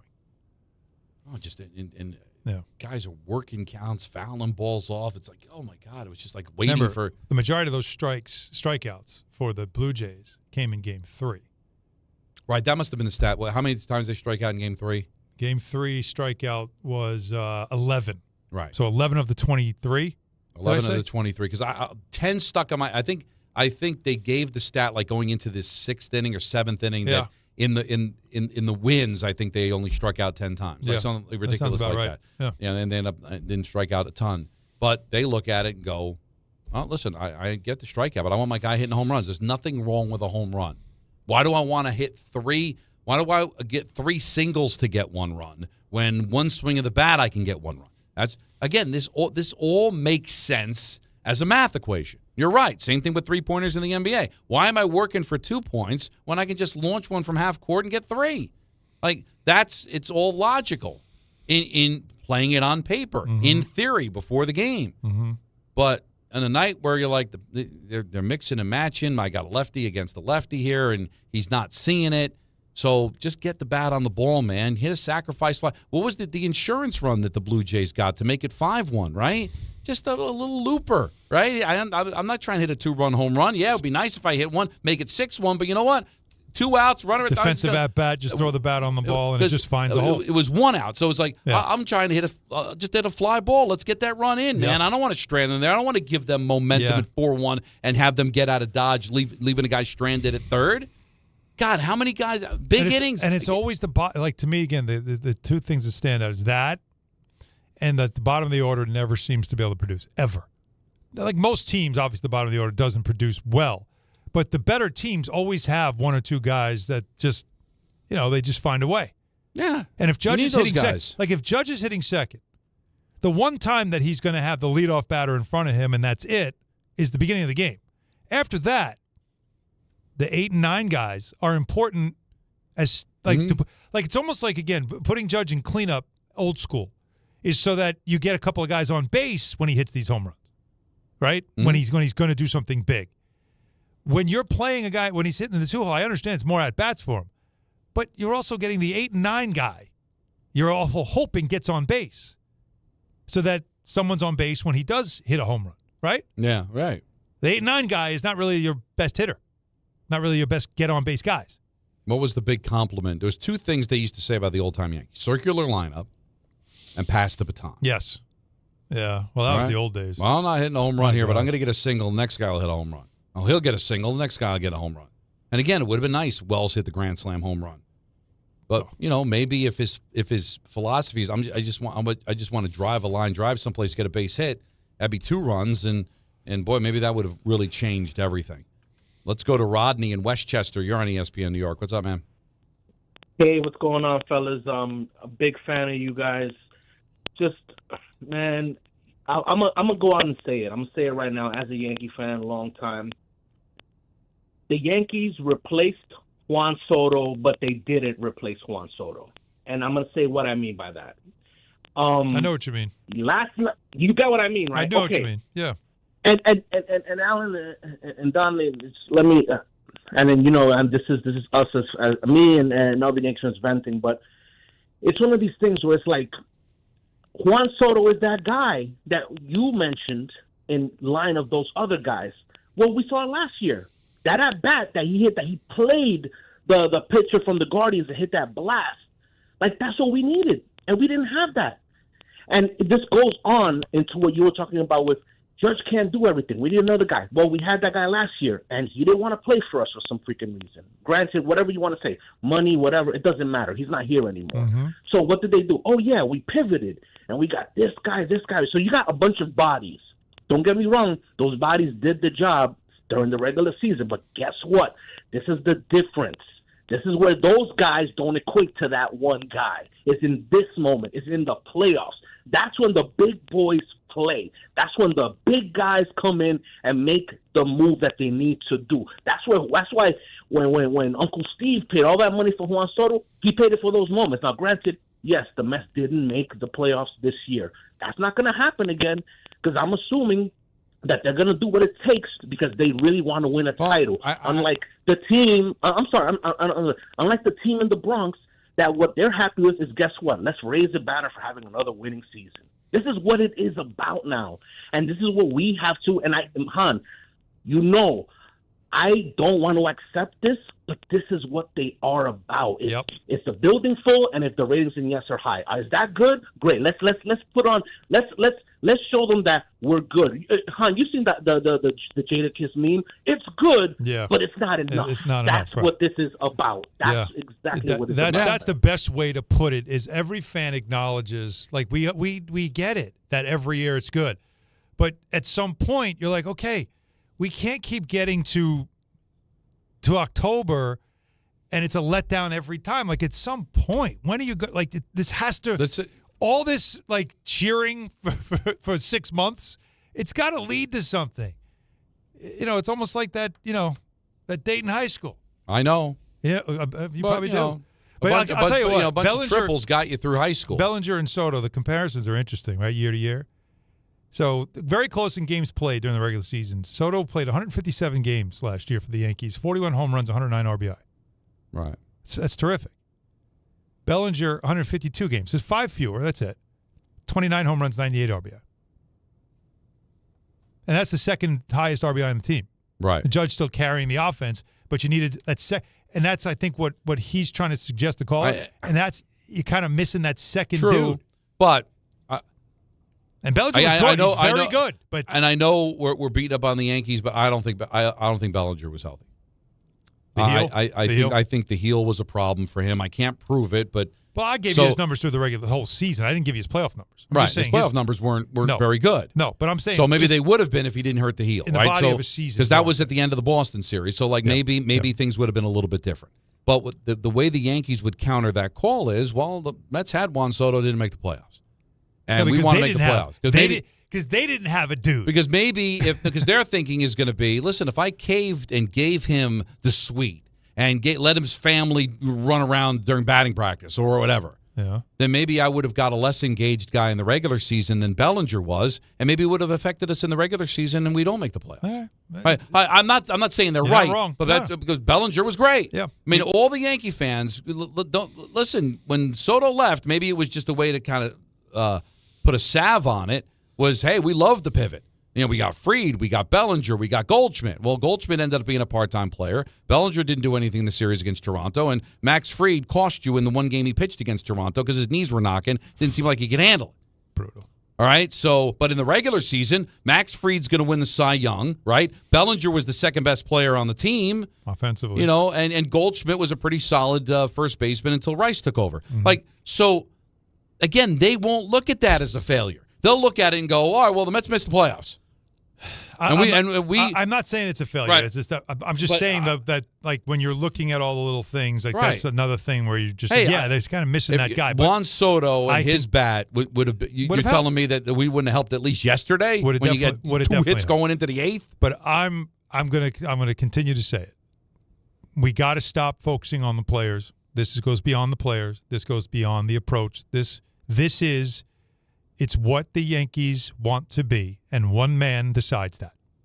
And it's the same guy for the last 25 years. And you know what the Yankee fans are saying right now? And we're going to get back to your calls at 1-800-919-3776. Maybe you'll say it yourself.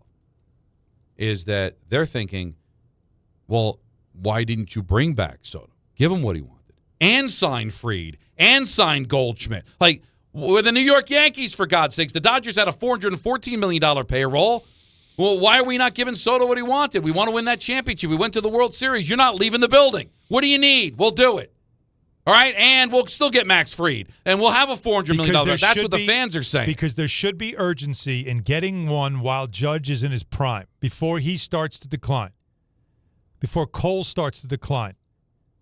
There has to be an urgency to do it now. And there could have been a sense of urgency in the sense that we also need somebody to replace Judge. Soto would still be, 30 when Judge is done? Yeah. And we'd have the next superstar on our team. But they were thinking, know what? We don't want to set a precedent. And I understood. It's fine. Again, I'm not going to sit here and say this happened because of Soto. But, Don, you were still good enough, in my opinion. You won 94 games. You were good enough to win the World Series this year. You were. Right. But you didn't play well enough to do it. And last year, Yankee fans could kill me. Last year, you could live with it because I think they lost to a better team. I know the Yankees handed it to them in Game 1 with the home run for the Freeman home run, and they kicked the ball around in Game 5. I still believe in my heart the Dodgers were the better team. All right, that's fine. But they weren't that much better. Were the Astros always better? I think the Blue Jays are better too. But are they that much better? The Blue Jays play their game better than the Yankees play their game. And the other thing, too, and then this is part of it, too, in analyzing it. They got dunked on in this series. Oh, yeah. I mean, they didn't lose in 5, and every game was a one-run game. No, this was They Shaq. got beat the heck up. Yeah. This was Kobe, Shaq, Lakers. Yeah. They came in. Except Judge put up a 50 spot in the game, and they won one. Yeah, Judge was Allen Iverson. Right. Exactly. Yeah, that's it. He stepped over Guerrero in Game 3. But aside from that, this was Kobe Shaq. Yeah. They were just too freaking good. So but they aren't Kobe Shaq. That's the problem. They play their way better than you play your way. And I got to tell you, we've said that about the Rays, we've said that about the Astros, the Red Sox. That's been the problem. The Yankees run into that wall because the other team plays their way better than you play yours. And I'll say this, and I get accused of telling Yankee fans how to root. I'm telling you how to root. Uh-oh. Root for the Blue Jays to win the whole thing. The whole thing. Because if the Blue Jays get swept by the Mariners, you're going to be sick to your stomach. Oh, that's a good point. At least if the Blue Jays go on a run, sweep the Dodgers in the World Series, you'd be like, all right, that's a really good team we lost to. But if the Blue Jays get swept in 4 by the Tigers, can you imagine? And don't score, how red hot would you be? Think about it. Yeah, you would be. Come on, you're a Yankee fan. Are you, would really bother I know me. you hate the Blue Jays right now and everything they're about, but don't you have to hope that they end up killing everybody? There has to be a part of you that says, well, just now go on and take it all the way to the end. So at least you could say that they were just on that heater this year. Again. That's a good point. And also, I'm telling you how to do. This is my opinion. Go ahead. If I were a Yankee fan, because listen, I'm a Met fan. I went through it. Don't you respect the Blue Jays for I'm not because they didn't. I didn't sense any disrespect. Maybe you felt there was disrespect by the Blue Jays celebrating on the field. Well, no, they should celebrate. They just won. No. What I'm saying is that the work that they put in, they owned you. You got to respect that. What did I tell you? Yeah. What do you remember? What I was saying before the series started? I was warning you.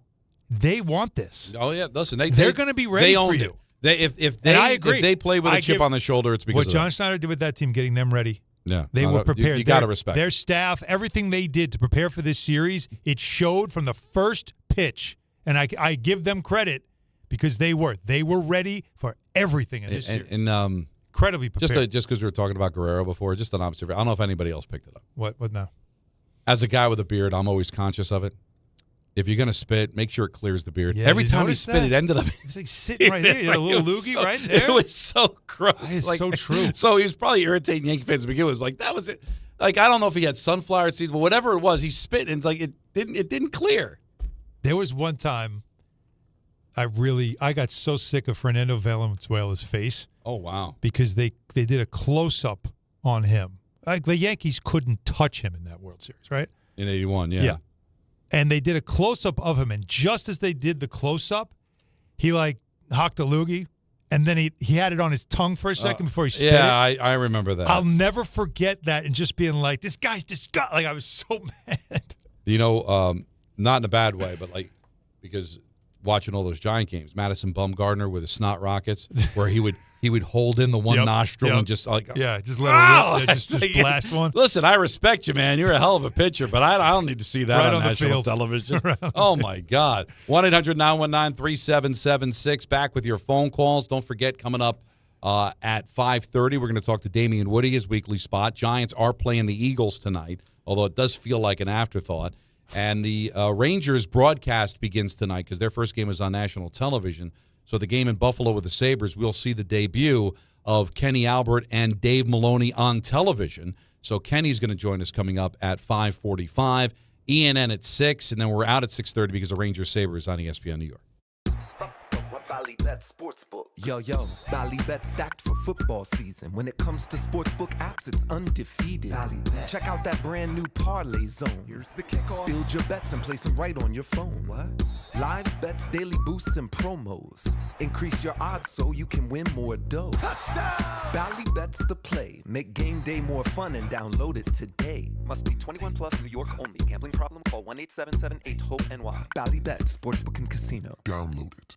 Did you know women account for 2/3 of all Americans living with Alzheimer's and 2/3 of all Alzheimer's family caregivers? Join the Alzheimer's Foundation of America at its Women Empowerment Forum on November 5th in Amityville to learn practical ways women can reduce their risk for Alzheimer's and enhance quality of life for themselves and their loved ones living with Alzheimer's. For more information or to register, visit alzfdn.org or call 866-232-8484.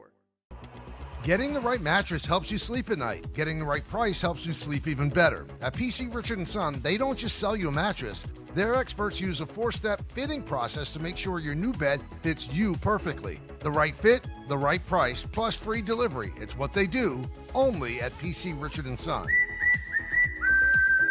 Free delivery on mattresses $199 and up. Excludes Manhattan. See stores for details. At Uline, they know firsthand the road to success is an uphill climb. Uline started in the family basement, and through hard work is now North America's most trusted shipping and industrial supplier. They get what it means to have the support of reliable, hard-working partners. So they keep 41,000 items ready to ship. Whether your company is still in a basement office or expanding cross-country, Uline will be there on your road to success. Visit uline.com. This is an ad by BetterHelp. BetterHelp therapists have helped over 5 million people worldwide on their mental health journeys. That's millions of stories, millions of journeys, and behind every one is a therapist who showed up, listened, and helped someone take a step forward. Moments in therapy, like the right question, a safe space to cry, or a small win can change lives. With over 30,000 therapists, BetterHelp is the world's largest online therapy platform, having served over 5 million people globally. And it works, with an average rating of 4.9 out of 5 for a live session based on over 1.7 million client reviews. This World Mental Health Day, we're celebrating the therapists who have helped millions of people take a step forward. If you're ready to find the right therapist for you, BetterHelp can help you start that journey. Our fans get 10% off their first month at betterhelp.com/timeout. That's betterhelp.com/timeout.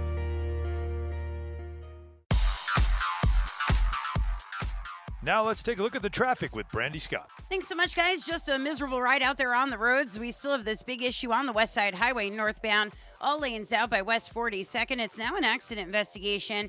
Traffic is stopped there from West Houston Street on up. All of your other approaches to the outbound Lincoln going to run you about 45 minutes. Outbound Holland picking up the slack. That's close to an hour.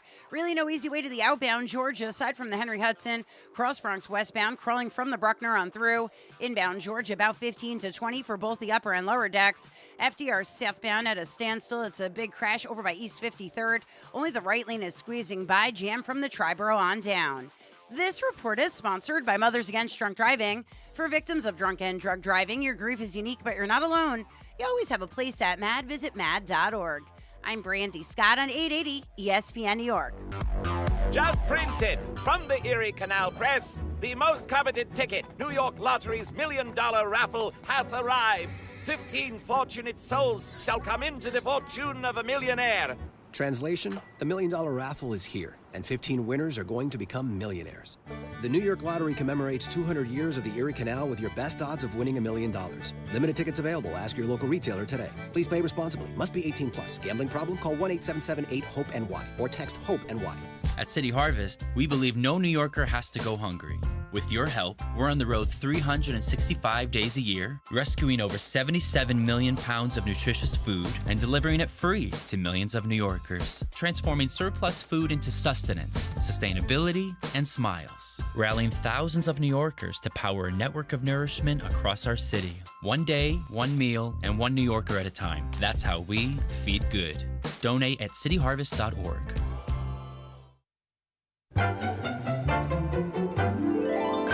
We all have that one friend. I'm talking about the yo-yos who set themselves on fire and bathe in pork and beans. Or know that one person. I'm here with my family. Who can't help but be. He's not cool. His voice is weird. He's kind of a dork. His brother's a tool. His girlfriend's annoying. That guy. I didn't know it was banner night. We won't be out for that. It's time for That Guy Thursday. Hey guys, anyone want to play some ball? With Don, Hahn, and Rosenberg. He's just being that guy. Well, That Guy Thursday is one that we don't want to spend too much time on because this is such a heavy Yankees day, and we have a lot of calls to get to. Again, 800-919-3776. So we won't, and we could probably point to different people on the Yankee front on that guy, but there was something that happened this week that was such a that guy moment that I felt like, Don, this is the only thing we should discuss when it comes to That Guy Thursday. And that, of course, LeBron James was that guy. So there was a post that was put out where he said that there's a decision 2.0. Right. And that's all he said that was coming up. I'm telling everybody to look forward. And it made everyone think, oh, he's going to announce this is his final season. And so people are even going to buy up the last home game up for the Lakers, buying tickets up. The tickets skyrocketed for that game, all based off of him hinting that. And then right away, the minute I saw it, I thought to myself, this is a commercial. Anybody did. Okay. All the NBA people were like, this is a commercial. We all knew. Like, he's doing something to get eyeballs on it. And it worked because this is what he does. And we were right, because what followed about 2 days later, with him also sharing it with a wink emoji and the blinking eye, tongue out emoji. Hennessy, the decision has been made. Cheers to year 23 at King James. Mm. And that was basically it. And this was his decision. Well, everyone's on pins and needles across the country. You ready to go, LeBron? Where's the powder? Left it at home. LeBron, fans want to know where you're taking your talents this year. What's your decision? In this fall, man, this is tough. In this fall, I'm going to be taking my talents to Hennessy VSOP. VSOP? And this was the conclusion you woke up with this morning? That was the conclusion I woke up with this morning. Why? I feel like it's going to give me the best opportunity to win more at hosting. We're good there. Yeah. How much money? Now that was verbatim him and Jim Gray from back in 2010. So it was following the same script. He just did it as a way to promote Hennessy. And again, for Hennessy, it's a huge win. But for LeBron, it's almost like you doing this. Like, first, you being that guy because you know it's going to get everybody hysterical. There's a guy, actually, a guy in L.A. is suing him for the for the $850 he paid for 2 tickets for the last regular season game. Feels he needs his money back. And so, good luck with that, right? But, I mean, whenever he does decide to retire, is anybody going to believe him? Probably not. So, but this how is much that, money is this not a that guy? This is such a that no, guy. it's totally and I that hate guy. when LeBron is that guy. It's totally that guy. But he was that guy. Listen, how much? I make as much money as you want. I'm a capitalist like anybody else. Of course. But at the expense of your fans, even for a moment, and even if it seems stupid to fall for it, it was cute, so it didn't matter as much. But it was similar to what Snoop Dogg did.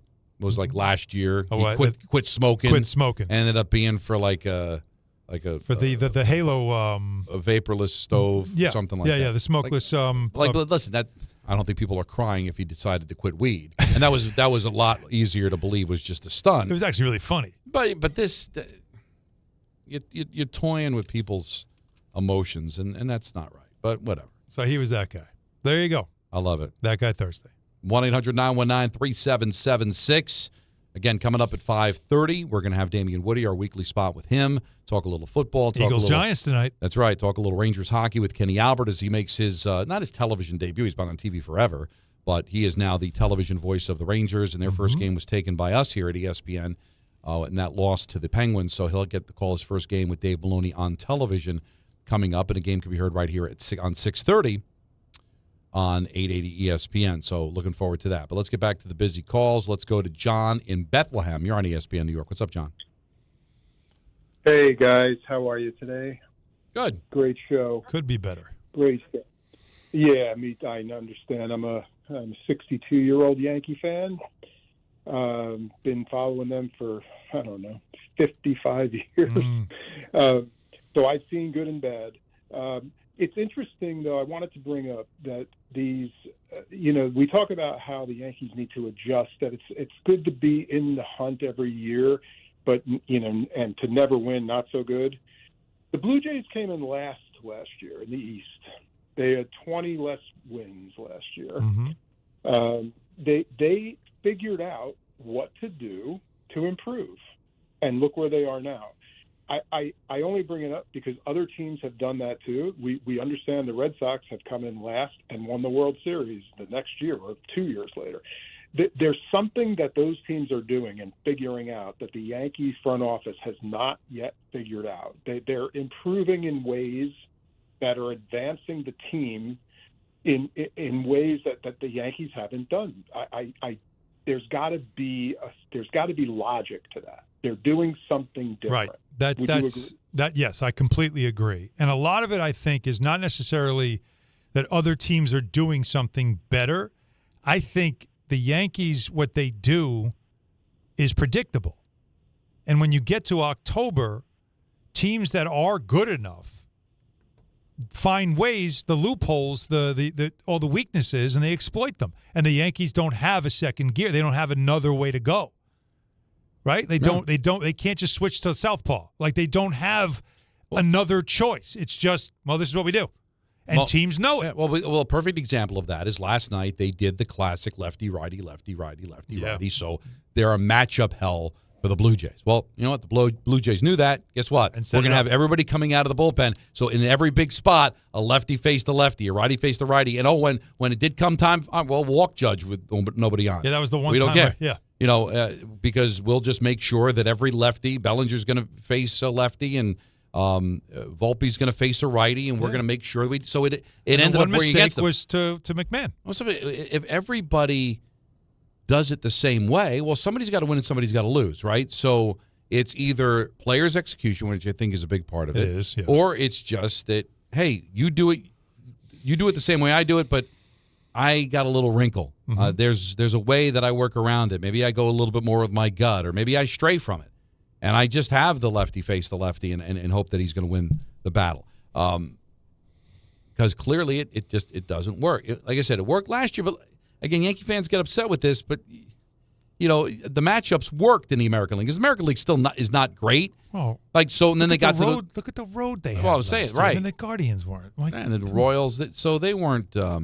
They took advantage of that, but they did go to the World Series, and great. It was the first time they had gone to the World Series since 2009. You can't deny it. But you can't follow up going to the World Series. Hey, if we hammered the Mets you can't go to Game 6 of the League Championship Series and the next year miss the playoffs. Well, you can't go to the World Series and then not even make it to the League Championship Series. Well, you get overwhelmed in the DS. Overwhelmed. And I got to tell you, the one thing I do not want to hear, because they'll be. Hal will speak and Brian will speak. They'll have baggy day, I guess, tomorrow, and they'll go over everything. What I do not want to hear is, we didn't have Cole all year, and we missed Heel for the first half of the season. He clearly wasn't the same player. And Judge went on the IL. Maybe if Judge does go on the IL, we win a couple of games and we win the division. I don't want to hear that, man, because everybody's got injuries. Like, listen, don't blame the one players. of the best. Correct me if I'm wrong. One of the best Blue Jay players that wasn't even playing this series, right? Oh, Bo Bichette. Yeah. So everybody goes through injuries. The Dodgers lost half of their starting rotation last year, still won a championship. But you're going to hear it. Can we get one thing I'll say about the Yankees? They do like a good excuse. That's what I was going to say. Can we get some accountability? Can we get some ownership of it? Can we get somebody to just say, you know what? We're not doing it right. Because if you're going to say unacceptable, then I don't want to hear an excuse. You said it was unacceptable. Yeah. So if it's unacceptable, I don't want to hear it was unacceptable. But let's not forget, Cole, one of the best pitchers in baseball, we did lose Garrett Cole, and didn't pitch all year. We really were relying on him. We thought we had 4 good starters, and we had to use other starters. And you start blaming players. That's what I don't like when you start because what you're doing is you're pointing to areas of the season where things didn't go right for you, as if every year the season just is nobody's got a perfect just sail through the season. No, everybody goes through the lulls. So you got to talk about October and October only, and talk about the Octobers of the past and why they all have the same connection. It all looks the same when it's over.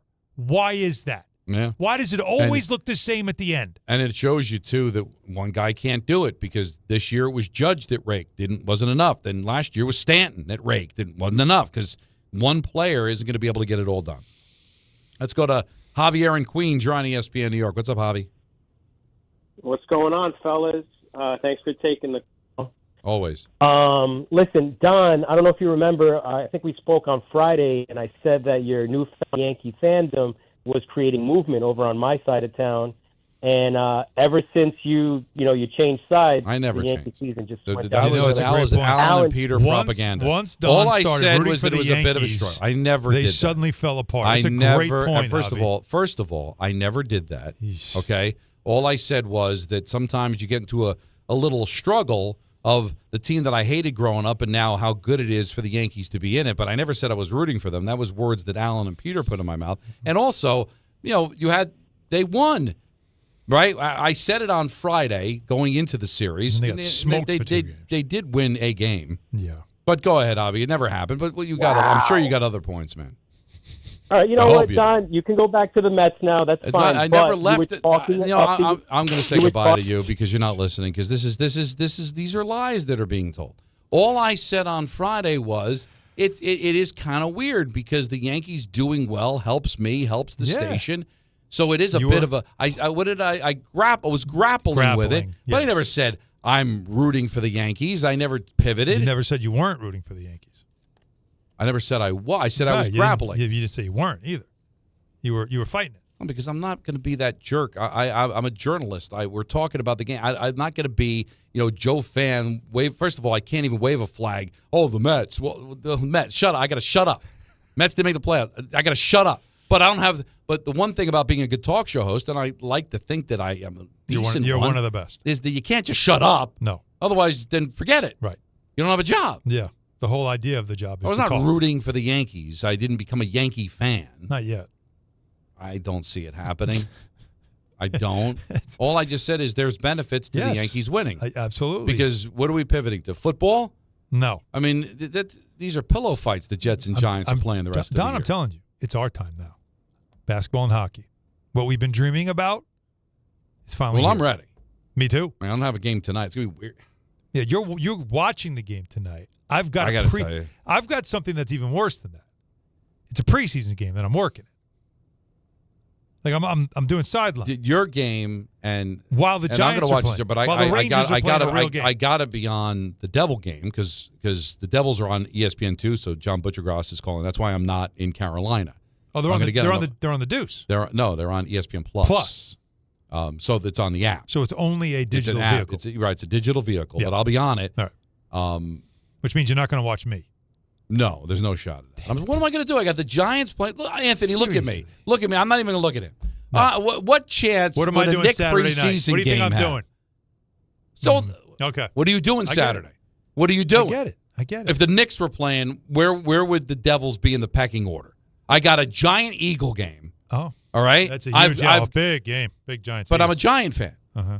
Right. All right? I am the voice of the New Jersey Devils on television. Why can't you we be don't an have the Allen game. fan? I'm going to be preparing. Plus, I want to keep an eye on the Islander game and the Ranger game because I'm a hockey guy. You know how I know we'll be watching me? At least checking in, making sure things are going well? Rick? I heard Peter's going to watch on NBA TV in Perth. That I don't believe. So, Rick, how many TVs does Rick have? I think it's like 5. Because I got to tell you something. You know how many TVs I have in my house right now working? 2. Working? One in my man cave and one in the living room. Working. Is it the one on top of the one that's broken? No. They're all nothing's on top of anything else. We lost the one in the bedroom because I'm trying to Jimmy switch my direct TVs because they keep dying on me, and I don't have. So I keep taking the system and moving it to different. Gotcha. So I'm down to just the living room television and then the one down in the basement. I think it's time to move on from DirecTV. Probably. And now, and now I've got the computer where I watch a lot of stuff. But I don't have these the Dave Rothenberg, Rick DiPietro. I'm at Sports Phone and I've got 15 TVs. Buffalo Wild Wings. And I'm watching what was that? Remember Taxi when he got all the TVs and they're watching to see whether they're going to call them Delawareans or Delawareites, and I don't have that. All right, so there's none shot that I'm putting the Knick game on because I got too much going on. I love you. All right, I know you're good. You're doing a good job, but don't throw back at me. If you're calling the game on MSG, I'm on. You know who else be watching? Bart. Because Bart doesn't know that there are hockey games on. Not to mention Phillies Dodgers. Bart took vacation. Bart's on vacation. Mm-hmm. Vacation strong. No, he's going to London. He's going to London to do Jet stuff. Well, the Jets are in London. Jacob has given me. He's on assignment. Wait a minute. SNY sent him to London, or is he on his own dime? I think the Jets took him to London. I think the Jets took him. He might be He's one of doing stuff on behalf of Jets. Yeah, he might be one of the alumni mascot types. But if you just look at his story, you couldn't tell he's at London or if he was even doing anything with the Jets. Honestly, are you saying this on the air? This is troubling. Can YouTube see the eye roll? Can you see your eye rolling? Listen, good on Bart. Did he work today? No. No. Dan. They flew today. Right? He was off yesterday, too, if I'm not mistaken. Yeah. Well, he's got stuff to do. But he's going to be watching me tonight. But Don can't change the channel. 3 a.m.? Don can't change the channel, though. No, that's not Too even where hard. I was going to go. Like, it's all right. Don't worry about it. I wouldn't want the day after the Yankees get eliminated. I watched you in the preseason. Just saying. It's all right. It's the first time I was doing it, Alan. Well, I'm just telling you. I got a lot. First of all, if Marco and Jalen didn't finish their homework, I'm not watching anything. All right, I got to get up at 6 o'clock tomorrow morning. I'm lucky I watch anything. Okay, but I'll be on it because I got a show to do. Have you watched High Potential? Because I'm behind. I did. I watched it yesterday afternoon. I'm still behind. High Potential's an ABC show. No, it's really good. Yeah, I'm sure that'll it's be really on. good. But that's on DVR. You can't watch sports on DVR. But Jacob's a little troublemaker. He's on vacation, but you know what? Jacob, look at me. He is. Yes. Because he ain't doing 1 inch of work. Well, and then the Yankees get eliminated, and he takes the day off. He might be doing more than 1 inch of work. Oh dear. I mean, he's inching. God. I think we should break. You know what? That's a bad guy. 1-800-919-3776. Don Hahn and Rosenberg on ESPN New York. Serving contractors, builders, and homeowners in the tri-state area since 1987, Brooklyn Window & Door is New York City's largest stocking dealer of quality Andersen window and doors. The professionals at Brooklyn Window & Door will help solve any of your window replacement needs or applications. Visit Brooklyn Window & Door's award-winning showroom to see the complete Andersen product line, including the 400, 100, A&E series. Andersen, built, backed, and serviced like no other window. Visit Brooklyn Window & Door at 185 30th Street in Brooklyn or call 718-WINDOWS. Score or win this game day with Amazon Pickup, the MVP of package pickup. Need that new football jersey for the big matchup? With Amazon Pickup, you can collect your order from secure Amazon lockers or counters near you on your schedule. Whether you're running from work or home or straight to the tailgate, Amazon Pickup makes it easy and worry-free at no extra cost. Don't miss kickoff. Grab your gear and your packages when it works for you. Find your nearest Amazon Pickup location at amazon.com/pickupmvp. That's amazon.com/pickupmvp. You make sure his toys don't have any sharp edges. You taught her what to do when the smoke alarm goes off and to wear a helmet when she rides her bicycle. You do so much to keep your child safe. But are you using the right car seat for your child? Car crashes are a leading killer of children ages 1 to 13. Protect your child's future at every stage of life. For information on the right seat for your child, visit safercar.gov/the right seat. Sponsored by the New York State Governor's Traffic Safety Committee. Hey, it's Kirk Herbstreit. On game day, great prep makes all the difference. Same goes for your pizza. That's why I go with Frigidaire's stone-baked pizza oven. Fresh pizzas go from dough to done in just 2 minutes. Whether you're throwing a party or squeezing in dinner between plays, this oven delivers hot, crispy, restaurant-quality pizza right from your kitchen. Only from Frigidaire. Game-ready pizza. Get it today at the Home Depot. How doers get more done. From kickoff to cash out, ESPN Bet has the tools you need to score more on game days. Bet smarter with stats at your fingertips. Get personalized parlays built just for you. And with your fantasy team synced right in the app, you can back your squad. Right now, new customers get $100 in bonus bets when you bet $10. Sign up with promo code USL to get started. Must be 21 plus. Gambling problem? Call 1-800-GAMBLER. Terms and conditions apply. See app for details. Offer not available in New York. In the city that never sleeps and never stops talking sports, ESPN New York is always on. Now you can live and breathe everything New York sports wherever you are. On your radio dial, on the ESPN New York app, and streaming live on YouTube. However you watch or listen, ESPN New York is always on for you. Hear us, stream us, watch us. This is ESPN New York.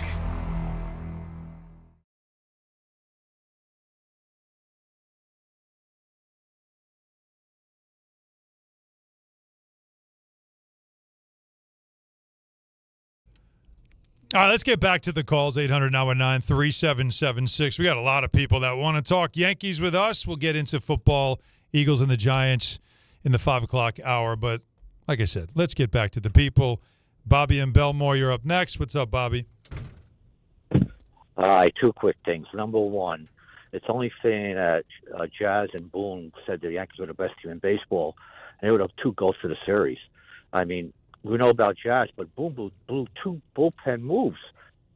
I have another thing to say about that, but the Weaver move extended the lead from 2-1 to 4-1, just like Jazz's era, when he put in Weaver, and then, like you said, taking out Schlitzer, and the lead extended from 2-1 to 4-1 again after 88 pitches. Now, I want to go back to this. I have counted 7 times that the bullpen has blown leads or has been terrible with terrible moves under the Cashman-Boone decision-making, or Boone by himself, whoever the hell is making analytics. 2022, they blew 3 postseason games, 1 against Cleveland, 2 against Houston. They didn't put in Holmes in any of those games. They put in Schmidt or Trevino, and they took out Cole with 86 pitches. And then you fast forward to last year with the fiasco in the World Series. They couldn't screw up the 2 previous series before that because the team sucked so bad. And then fast forward to this year, 2 games with Weaver. The free game, taking him out, putting a guy with a 90 ERA in September. And then they put in Weaver again in Toronto, which I just said, which extended the lead from 2-1 to 4-1, and taking out Schlitzer. Because 7 times I've counted that there's the decision-making on this bullpen, which is the most important decision a manager has to make, or the general manager, or the analytics, whoever the hell is doing it. And they're never going to win the World Series if this continues. Well, it's the lanes. He says it. Those lanes are developed before the game starts. Mm-hmm. And I don't know why it was just 88 pitches. They put it all on the players, too, though. That's what they do. Well, it was the right move. He just didn't execute. Yeah, which is an easy thing because it ends up being true, right? Because they obviously, a lot of those same pitchers executed in Game 3, right? Yeah. Got the job done. They won the game. Once it got to 6-6, that was the 4th inning. Blue Jays didn't score another run. Rodon was already out of the game. Yep. The bullpen did it. So that's why I can't get crazy about, Boone this, Boone that with the bullpen, because he pulled all of the right levers in Game 3, and then he does it in Game 4, and it blows up in his face. And bullpens have been an issue. That's an epidemic in Major League Baseball. Like everybody has that same feeling of, this could be a grenade for all I know, but I'm making this move here, and I'm hoping it works out. Because then the same thing happened with the Blue Jays, right? All of the moves blew up in their face in Game 3, and then it all came up spades in Game 4. Unbelievable. It's crazy. Eventually, just the players have to go out there and execute. But would it have killed anybody if Schlittler was just, hey, go out there, pitch, and then you could rest during the offseason? But it's all that. He threw, what was it, 100 and how many pitches he throw in the Red Sox game? 107. 107, right? yeah. So was it, he pitched 107, and he's just a kid. So if we go 100 again, back-to-back starts, that could affect them for next year. For next Again, year. But that's what they do, right? Well, this kid's got a great future. We don't want to burn him out here. I get you don't want to damage guys, but it's a chance to advance to the league championship series and maybe win a World Series, because I still will stand by the fact that if the Yankees had won this series, they're going to the World Series. Now, I don't know if they'd beat the Brewers. I don't know if they'd beat the Dodgers, but I think they would have beaten the winner of Tigers and Mariners and gone to the World Series. Yeah. But that's, again, the thinking of, well, listen, we got to be careful with this kid. He's got a really bright future, and if we throw him 20 more pitches than he's supposed to, then he's going to get hurt. And mark my words, they all end up getting hurt, right? At the end, you try, going back to the Jabba rules, like, we don't want to get the kid hurt. Well, all the guy did was get hurt. All he did was get hurt. It is funny, too. I was thinking, as I was saying before, I'm really looking forward to 26 because the pitching staff's going to be nasty. And then the next thought I had was, but of course, Schlittler probably be the next one. It's just it's inevitable with a lot of these pitchers in baseball. You find somebody that's really good, and then there's some point he ends up having to go under the knife. Right. And it's crazy. Also, Alan, these guys don't automatically get back to where they left off when they have Tommy John surgery. How long will it take Cole to become Garrett Cole again? Half the season, all season? He'll pitch next year. There's no question. But how long will it take? Heel missed half the season. He was never the heel from the year before, ever. Nope. Right? And that wasn't even Tommy John. Let's go to Danny on Long Island. You're on ESPN New York. Hi, Danny. Good afternoon, guys. Before we get to baseball, let me just say that I'm proud to announce I am still alive in the ESPN Survivor pool as we head into Week 6. All right, so who do you got in Week 6? I got either Steelers or Packers. I haven't decided. But for the two people who last week took the Jets. Can you please call in? We need to know what your logical thinking was on that. And I hope you're not parenting and raising children, because your judgment is highly questionable at this point. Now, it seems like just a couple weeks ago we had the Mets on the slab. We can conduct the autopsy, and I announced it, death by no pitching. And now the Yankees, I'm going to call it death by launch angle. Because when I remember this series, I'm going to remember one at bat, and that was Straw in the 7th or 8th inning. Looked like he was pitching out of the sand at Bethpage. He said he went up there with a thought that I'm going to take it. You got this change-up pitcher up, and I'm going to wait, and I'm going to wait, and then I'm just going to poke it into right field for a single. And if he had a pitching wedge, he couldn't have done it any better. He was practically laughing going up the first baseline, because that's a guy who had a thought.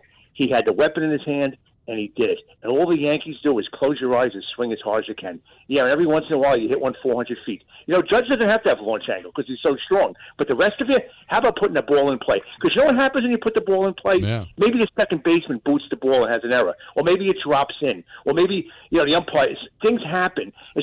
From the time in the Little League, I would tell my team, nothing good happens on a strikeout. Put the ball in play. The two key hits of the game, 2-out single, score 2, and that RBI single by Straw. I think if they combined it, they both went in the air about 225 feet. They both barely made it to the outfield because you put the ball in play, and that's what good things happen. And the Yankees don't do that. And you get away with it when you're playing bad teams. Yeah. Because they're bad. Now you're playing the good teams. It's just the whole philosophy has to change. And Danny, we gave them credit for going 7-5 during the quote-unquote gauntlet towards the end of the season. But what was the problem all year long? Couldn't beat the Red Sox, couldn't beat the Blue Jays, couldn't beat the Tigers. Their record against division, their record against winning teams. Because those are the teams that know how to do it. And that's why they made the playoffs. All right, they beat Seattle. All right, they're going to do it because they're a good team. So, but... the Judge talked about how hot they got at the end of the season, and you even brought it up about how they really felt great. Yeah. They also got a steady diet of the White Sox and the Baltimore Orioles, and that might have helped too. That's not what you're facing in the postseason. Okay, you're going to be facing teams that are way better. And the White Sox and Orioles aren't like ultra prepared. Yeah. Right, to beat you, especially at that time of year. They're just like, let's just get to the golf course, or I guess the new thing is Cancun. 1-800-919-3776, 5:30. Damian Woody, 5:45. Kenny Albert, 6 o'clock at CNN, and we're out at 6:30 because then we're going to hand it off to the Rangers and the Sabres from Buffalo on ESPN New York. Hey, it's Gary Myers. Catch my NFL show, The Saturday Huddle. That's what I'm talking about. Yes! Every Saturday at noon, right here on 880 ESPN and the ESPN New York app.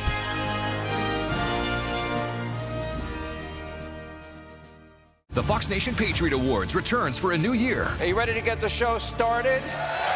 Join host Sean Hannity and special guests and be part of the celebration live in New York.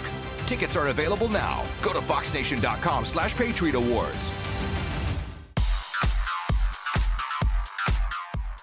Now let's take a look at the traffic with Brandy Scott. Thanks so much, guys. We're going to start off in Jersey. Giants are hosting the Eagles tonight at MetLife Stadium, picking up some heavy delays on the Turnpike Western Spur southbound getting into the Meadowlands. Inbound George looking good for both the upper and lower decks. No easy way to make your way out of town right now, and especially tough over at the outbound Lincoln. Still have an accident investigation on the West Side Highway northbound, right lane out by West 42nd. You're crawling there from West Houston Street on up. Also, an earlier broken down car in the tube, going to run you at least an hour getting over to the Jersey side. Outbound Holland, worse than that, about an hour and a half. All of your approaches the outbound George are packed. Deegan northbound delays go back across the Triborough and up onto the Brockner.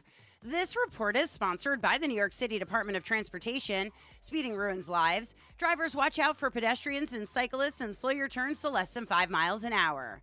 I'm Brandy Scott on 880 ESPN New York. Hey, it's Alan Hahn. Let me tell you about my friends at Bath Fitter. They remodeled the bath by my pool. They converted a tub into a shower. The result is amazing. Bath Fitter offers all types of custom bath renovations, including their unique PermaFit solution for a watertight fit. It's done in one day, easy to clean, and durable with no demo or mess, and it costs less than a standard replacement, plus a lifetime guarantee. Right now, you get no money down, no payments or interest until 2027. So start designing your bath today at bathfitter.com. There's only one Bath Fitter. Getting the right mattress helps you sleep at night. Getting the right price helps you sleep even better. At PC Richard & Son, they don't just sell you a mattress. Their experts use a 4-step fitting process to make sure your new bed fits you perfectly. The right fit, the right price, plus free delivery. It's what they do, only at PC Richard & Son. Free delivery on mattresses $199 and up. Excludes Manhattan. See stores for details. At Uline, the prevailing opinion is, if you don't live it, you don't believe it. The people at Uline believe in hard work, and they live it by being there 24/7 to answer your call, having 41,000 items in stock, and offering same-day shipping from 12 locations across North America. Business owners, sellers, buyers, shippers, and packers believe it. Uline is the hard-working, dependable source for your shipping and industrial supplies. Visit uline.com. 880 ESPN, WHSQ, and WCBS-FM HD2, New York. A Good Karma Brands radio station. Game Time is brought to you by Tullamore Dew Irish Whiskey, because when it's game time... It's Tully time! It's Tully time. We got lots going on tonight. Rangers are in Buffalo to take on the Sabres. Coverage right here on 880 will be underway when our show is over at 6:30. And Kenny Albert's going to join us coming up at 5:45 to talk about that, because he's going to be on the call with Dave Maloney on the television side. Islanders open up their season with the Penguins at 7. Kid makes his debut tonight, number one pick. Yeah, he does. Yep. And the Devils are in Carolina to take on the Hurricanes at 7:30. That game can be seen on ESPN Plus, so it's not an MSG vehicle. That's why I'm not there. The Giants host the Eagles on Thursday Night Football at 8:15, and the Knicks have a preseason game against the Minnesota Timberwolves at the Garden at 7:30, and Alan Hahn's going to be a part of that broadcast. But so Don we're looking won't forward watch. to that. I will watch every second. You guys call tomorrow and tell Don what he missed. After the Bart thing, I'm all over it. Tullamore Dew, the original triple distilled, triple blended, and triple cast matured Irish whiskey. Be sure to grab a Tullamore Dew or try the new Tullamore Dew Honey during today's action. Glasses up to enjoying Tullamore Dew responsibly. It's frustrating to be a Yankee fan. And listen, I will say that I always talked about spoiled Yankee fans, and I think that you should be happy that you have a team that's in it every single year. Okay, I will say that, because not every team can say that. Matter of fact, no team can say that. But I understand the frustration of never seeing it come to fruition, that you've got a plan and you know you're good enough and you just can't get it done. And last year stung, and you loved the pivot off of Soto to Fried and Bellinger and Goldschmidt, and you didn't have the regular season that you hoped to. Let's face it, 94 wins was not on the bingo card. You thought you were going to run away with this division. And because you played with your food, losing a game to the Rockies this year, right, getting swept by the Marlins this year, you had to play on the road in the divisional round of the playoffs instead of hosting the Toronto Blue Jays, and maybe things would have been different. But still, to have it end the same way it always ends, Alan, not being able to hit, leaving runners in scoring position. Yeah, we could talk about the bullpen, we could talk about the starting pitching in the series, but facing an opener in an elimination game, and you scored 2 runs. That's the same old song and dance. And that's what I want to say is about the same old. We always do the same old Jets, right? We always that's a moniker that's never going to go away. Because why? Because same old Jets means it resembles the same thing, right? When you say same old Jets, what you're referring to is that's when they're at their worst. Boy, it shows. That's typical of them. In this current generation of Yankees, saying same old Yankees is not at the same level as same old Jets, of course. No. But it's very similar in that the way they're losing feels like the same way. And what I mean is that 8 out of 9 years you made the playoffs. 8 out of 9 years, the ending has never felt like, well, that team was just, well, you ran into a great team. Boy, what a good team that was. Not even last year? Like no. Because the way it ended. Kicking the ball around, making errors, like just shooting yourself in the foot. Like it just was an embarrassing way to you're in the World Series. Going to Nestor Cortez when everybody in game one's going, what the hell are you doing, right? Mm-hmm.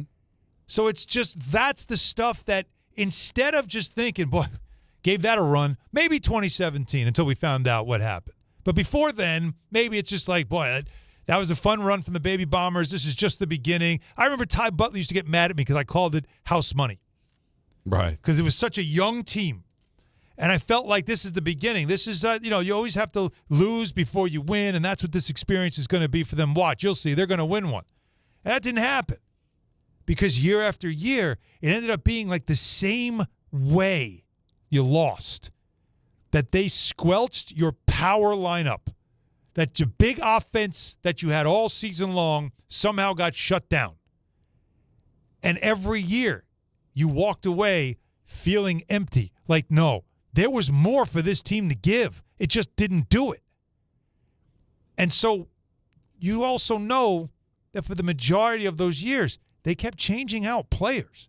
Yeah, there was a little bit of a core of guys. The Judge is the only one that's been here for the whole thing. But you can't keep changing the players and then keep blaming the players for failing. At some point, you stop and say, hang on a second. A formula that really works well in the regular season always seems to get shut down in the postseason. Why? Why does a team like the Rays find a way to shut you down? The Red Sox know a way to shut you down. This Blue Jays team knew exactly what to do. They had the book on you from game one. How is it that everybody else seems to know what you're going to do and how to stop what you're doing, but you run into a team that you can't figure out how to beat them? And that's the part that frustrates me. Last year's World Series was, yes, that's a really good team. So you got to be on it. You got to be on it. And instead, they kept making self-inflicted wounds that just made it harder, and eventually you obviously lose. Freeman was unreal. I just feel like this starts to become a broken record, Don. This starts to feel like same old Yankees. Dominate regular season, can't win in October. And it's different players, but it's the same result. So when it's that, you start questioning the system and the means of how they think they can win. So obviously the two people. And that starts at the top with Brian Cashman. Is Brian Cashman. But also we can't exempt Hal from this conversation either. Because even though Hal's not the baseball guy. Well, you're either coaching it or allowing it to happen. Hal is the guy, the enabler of. That's the word. We need to make a change here. Now, Brian, we got to bring somebody else in. Somebody that is of like mind, but maybe has some different ideas, something fresher, something newer. You've done a hell of a job here. We appreciate it. And you're going to the Hall of Fame, man. You've accomplished a lot here in your time. You started out as an intern in 1986. You've been the general manager of this team for over 25 years. But it's time. Listen, the Devils parted from Lou Lamoriello. Now, that came from a change in ownership. But Hal needs to look and say that, yeah, you're great, but listen, this is not what we want, and we've got to make a change. And if he's not going to make a change, Brian certainly isn't all of a sudden going to find religion. He's going to double, triple, quadruple down on how he believes this should be run. Yeah. So then it's never going to change. So as much as we defend Hal, he spends money and he wants to win, that's the guy that can evoke that change by just saying he's not my general manager anymore. Someone, please ask Hal Steinbrenner the question.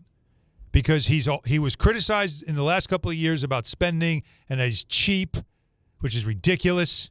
I'll always defend him. He is willing to spend. Him calling and saying, no, don't let Judge go. Whatever it takes, we got to call him personally. Will you sign if we give you this? He'll up the ante. Pushing the Soto thing, right? All that stuff was there. That's Hal.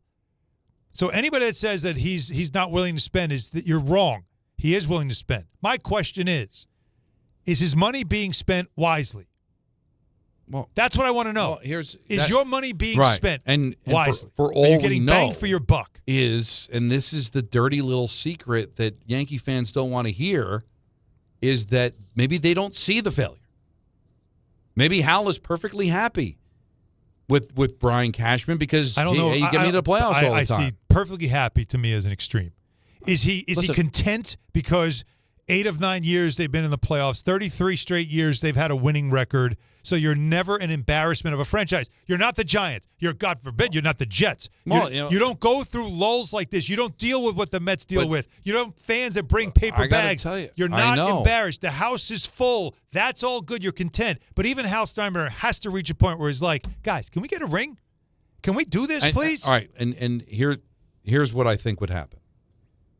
if Hal said to him, I want to get a ring, Brian might say to him, wasn't that 2009? Listen, I'll get you a ring. You want a ring? I'll get you a ring.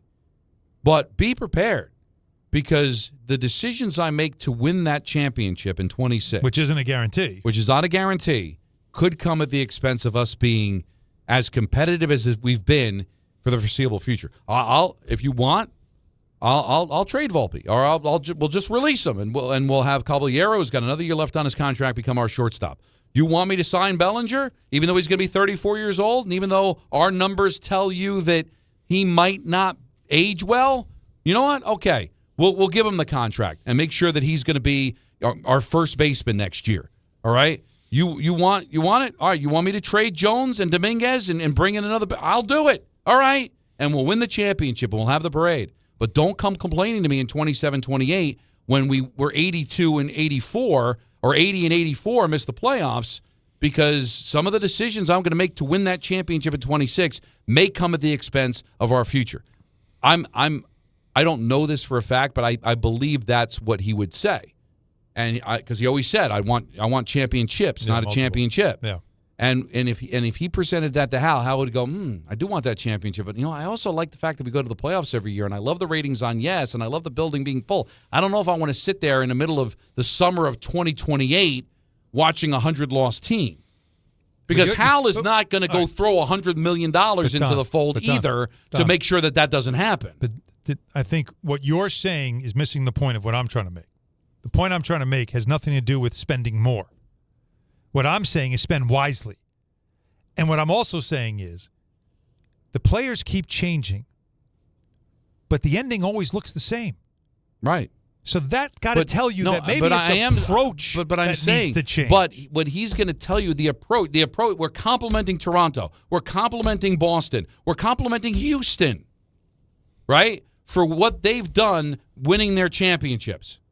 But Houston had to tank for several years to get the picks, to get the Altuves, to get the superstar players that they got. And that meant being awful for 4 or 5 years, right? But the Boston Red Sox, between championships, finished under 500. They weren't going to spend like this. You don't have to do that because you have talent. You're acting like you don't have talent. I'm not saying that you got to tank. I'm saying it's not the talent. I'm saying it's the style of play. Right, but the style of play is conducive to the end game of we go to the playoffs every year. And I don't want to ruin that by going and throwing a bunch of decisions into 1 year and have it come at the expense of the future. That's the only logical answer, because otherwise, why is it happening this way? How about this? They must love what they do. The guy has not come close to losing his job. Aaron Boone just got a contract extension. Yep. There has not been a significant change to this organization since 2017. Every year is looked upon as a failure, yet no one is held accountable. So I have to assume, Alan, they're cool with this. Of course. Content. But it doesn't make it right. And at some point, you need a result. Here's an incredible thing. Think about this. Aaron Boone has managed, 8 years, right? Mm-hmm. Just finished his 8th season. Yeah. He has – I'm sorry. Yeah, he's made 7 playoff appearances. Mm-hmm. You know what's the second longest run that you've made the playoffs without a World Series?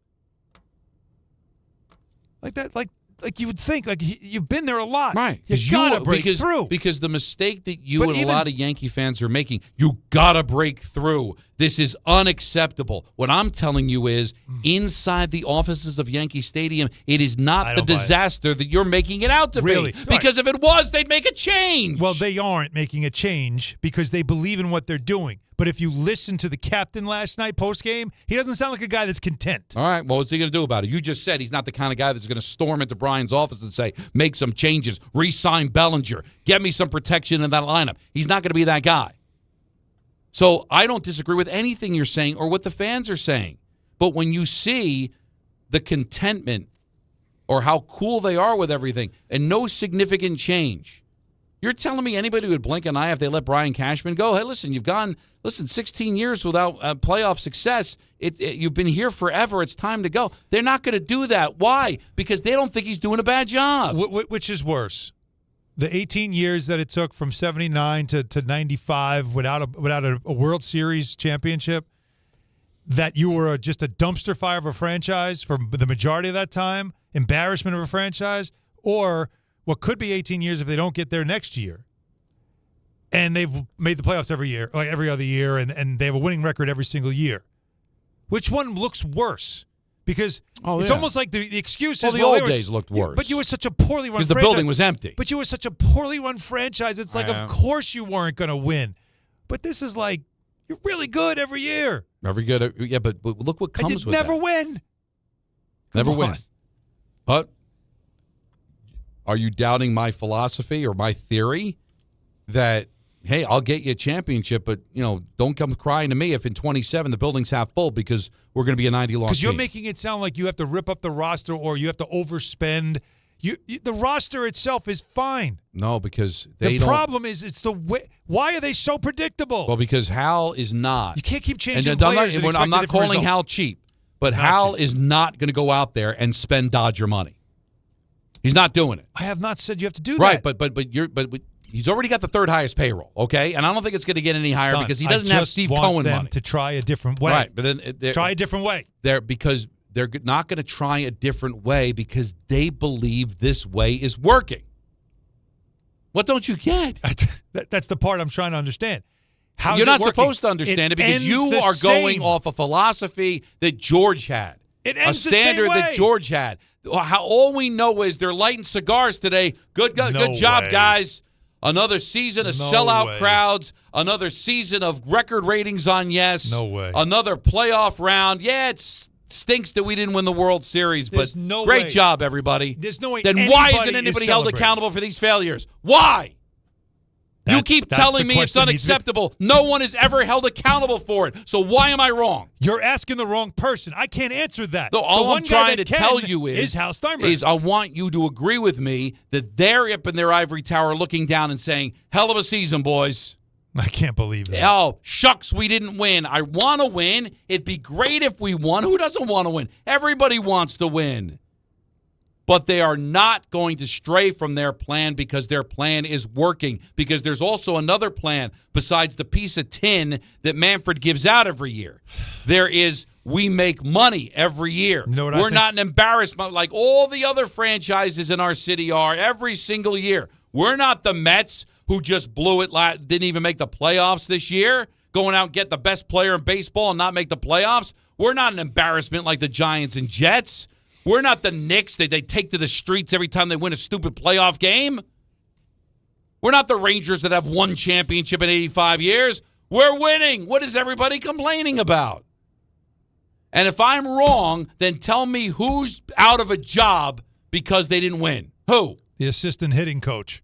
It'll always be somebody like that. The little chum that they throw the fans. You know that's garbage. That's and the only reason Girardi was let go was because he wasn't part of this philosophy. Right. Not because he did a poor job, not because he wasn't a good manager. He was a heck of a manager. Got him within a whisker of going to the World Series with a team that probably wasn't all that good. Very young team. But he didn't believe the philosophy. He didn't drink the Kool-Aid, and he was out.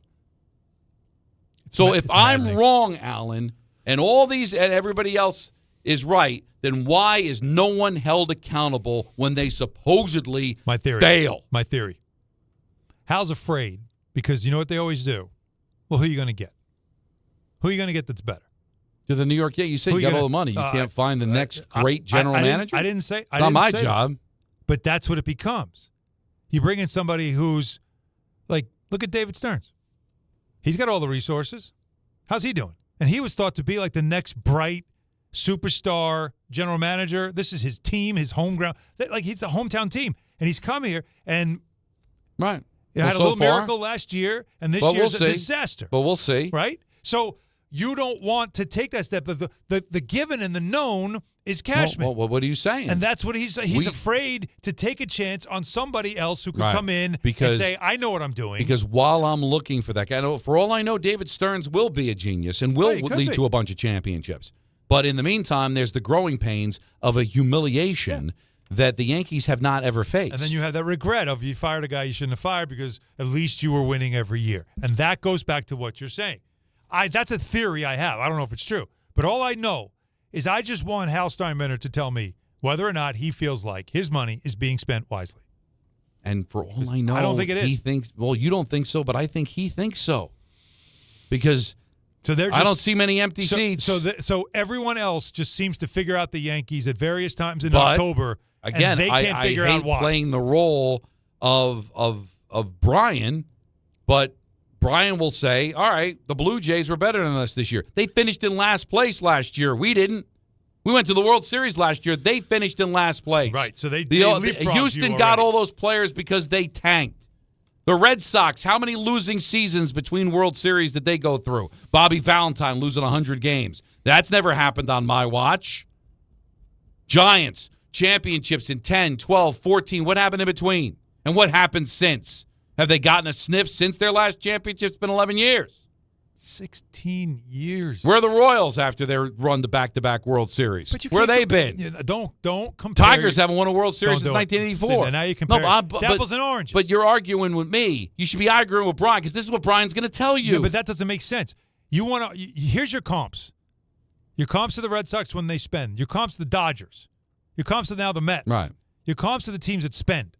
Don't give me the Royals. Okay. Well, Like, the Red don't do Sox that. spend, and then they decide not to spend, and then they fall apart. Right. Well, that's an ownership thing.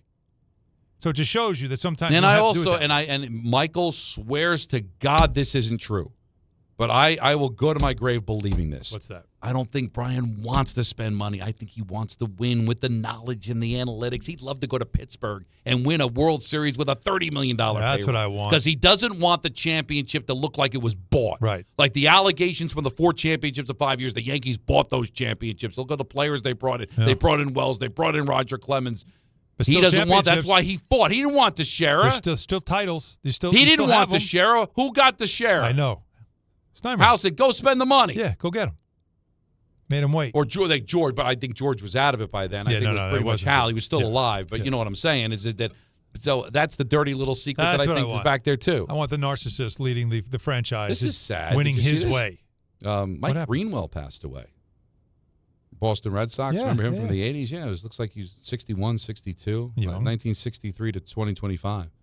He was a heck of a player. I just saw that pop up. The Red Sox just tweeted it out.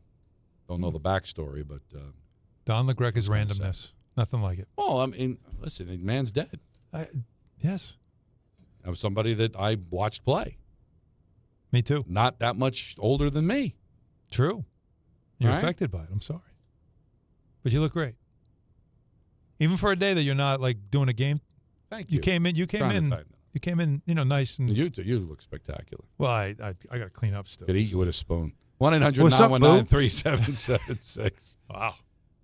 Coming up, Damian Woody. Yes. D. Wood. Talk some football on ESPN New York. Hey, guys, I want to tell you about Amazon Pickup, the ultimate convenience play. We all know Amazon's a part of everyday life, but Amazon Pickup takes it to the next level. If you're time-pressed and on the go like me, you can choose to send your orders straight to a secure pickup location that works for you. Amazon lockers and counters, they're located near you.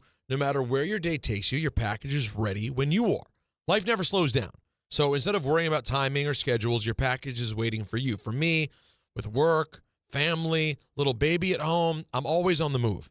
And Amazon Pickup gives me that flexibility to grab what I need between shows, errands, my commute, or while the baby's catching a nap.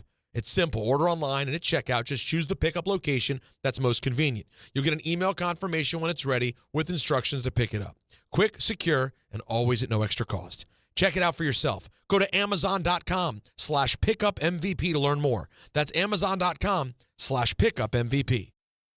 Friends, it's football season, the best time of the year. You should be out there tailgating, cheering on your team, and enjoying every Sunday. But if you're dealing with neck pain, back pain, sciatica, or nerve pain, even getting off the couch can feel like a challenge. You don't have to live like that. There's help. Dr. Jay Shaw at Sandwell Pain is New Jersey's top pain specialist. He's Ivy League trained, double board certified, and is dedicated to helping you get back in the game. Here's what makes the difference. No surgery, no scars, no long recovery, no pain medication. Just precise, non-surgical image-guided procedures that deliver real results. Dr. Shaw treats neck pain, back pain, joint pain, migraines, nerve pain, and sciatica with a plan that's customized for you. Same-day and next-day appointments are available, and with offices in Woodbridge, Livingston, and Inglewood, relief is always close. So don't let pain keep you on the sidelines this season. Visit SandwellPain.com to call, text, or book online. Most major insurances are accepted. That's SandwellPain.com. Relief is closer than you think, and it starts today.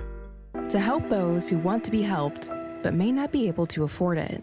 That's what PGA Tour winner Grayson Murray had envisioned for a foundation before he sadly took his own life at just 30 years old. His parents channeled their grief into creating the Grayson Murray Foundation, carrying out his vision to help those struggling with mental health and addiction. To donate and learn more, visit GraysonMurrayFoundation.com. Right now, police are stepping up patrols to make sure drivers and pedestrians obey our crosswalk laws. Why? Because every year in New York, people are injured or killed just crossing the street. So remember, pedestrians, obey traffic signals and use crosswalks. And drivers, yield to pedestrians in crosswalks. If you don't, we will educate you on the law. And you may get a ticket, because tickets get attention, and that saves lives. A message from the Governor's Traffic Safety Committee. At City Harvest, we believe no New Yorker has to go hungry. With your help, we're on the road 365 days a year, rescuing over 77 million pounds of nutritious food and delivering it free to millions of New Yorkers, transforming surplus food into sustenance, sustainability, and smiles, rallying thousands of New Yorkers to power a network of nourishment across our city. One day, one meal, and one New Yorker at a time. That's how we feed good. Donate at cityharvest.org. Just printed from the Erie Canal Press, the most coveted ticket, New York Lottery's $1 million raffle, hath arrived. 15 fortunate souls shall come into the fortune of a millionaire. Translation, the $1 million raffle is here, and 15 winners are going to become millionaires. The New York Lottery commemorates 200 years of the Erie Canal with your best odds of winning $1 million.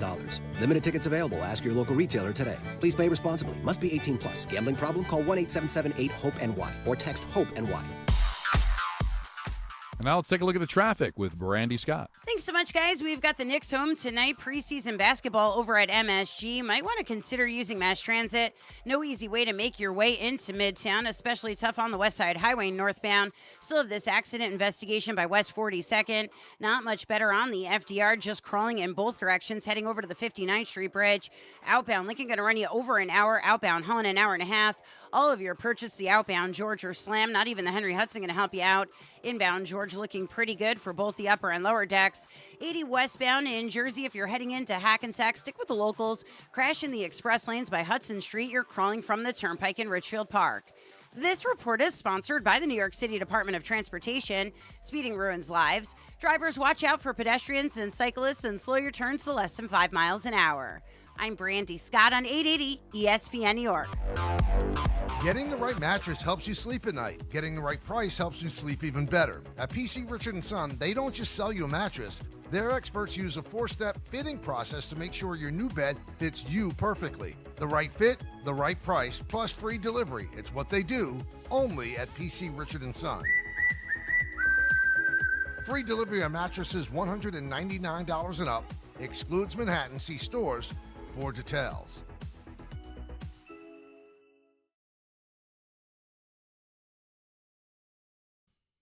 He's Damian Woody. He joins us at 5:30 every Thursday here on Don, Hahn, and Rosenberg. How are you, sir? I'm well. How are you guys doing? Not great, D. Wood. Yankee season's over. You know how it happens here in New York when that happens. We all get depressed, and it's time now to focus on New York football. Oh, boy. Yeah, baby. Oh, boy. Giants-Eagles tonight, D. Wood, and there's a lot. It's funny thing is, first of all, the Eagles never lose on Thursday night. The Giants never win on Thursday night, but yet both teams have issues. The Giants should have won that game last week. They didn't. They've got a million injuries, but the Eagles have internal stuff going on. Are they a running team? Are they a throwing team? They had a team meeting. Do you have any wonder about tonight's performance by the Eagles, or do you think this is going to be a steamroll? Well, here's my thought process. So the Eagles aren't very good on offense. Everyone's talked about, what's happening to Saquon Barkley. their offense is too predictable. All those things are true. Their offensive line is nowhere near what it was last year when they were arguably, in my opinion, the best offensive line in football. And so if you're the New York Football Giants, here's the things that here's the game plan.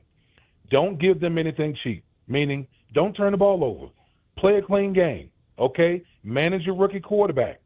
That Giants defensive front, get after this Philadelphia offensive line because you can get after them. Force turnovers if you can. Okay, if you can do those things, you absolutely can win this game because, trust me, the Philadelphia Eagles, even though they're 4-1, they're vulnerable right now. What do you think 2 games in about Jackson Dart?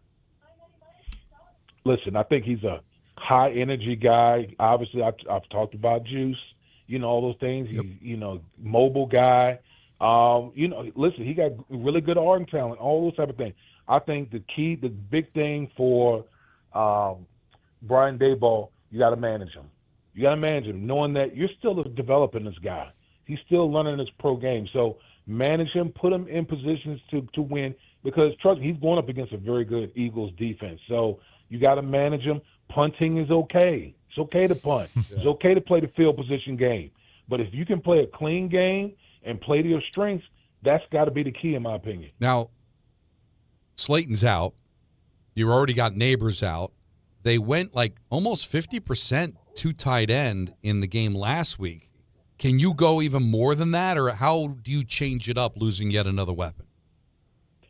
Yeah, listen, I think you got to play to your personnel strengths, right? So if your personnel, strengths dictate that you need to have multiple tight ends on the field, then that's what you got to do.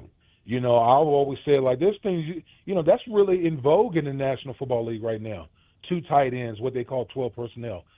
Put that on the field. Get underneath center. Play action pass on early downs. Do all those things. Run the football. Utilize the RPO, run pass option. Those are the type of things that you can do with a mobile quarterback in Jackson Dart. Isn't that what you guys did in New England? Wasn't that always the 2 tight end thing? Well, that was really like right after I left. So it was after you. That's when it Coach Belichick, basically brought that back into the league, and then all of a sudden it just morphed from there. Wasn't it like Algie Crumpler?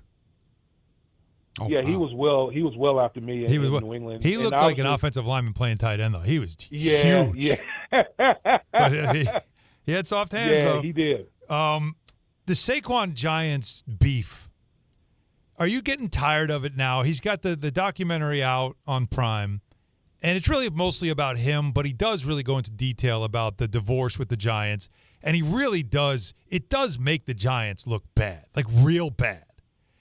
And it's almost like to a point. Can we just move on? Okay. Who cares?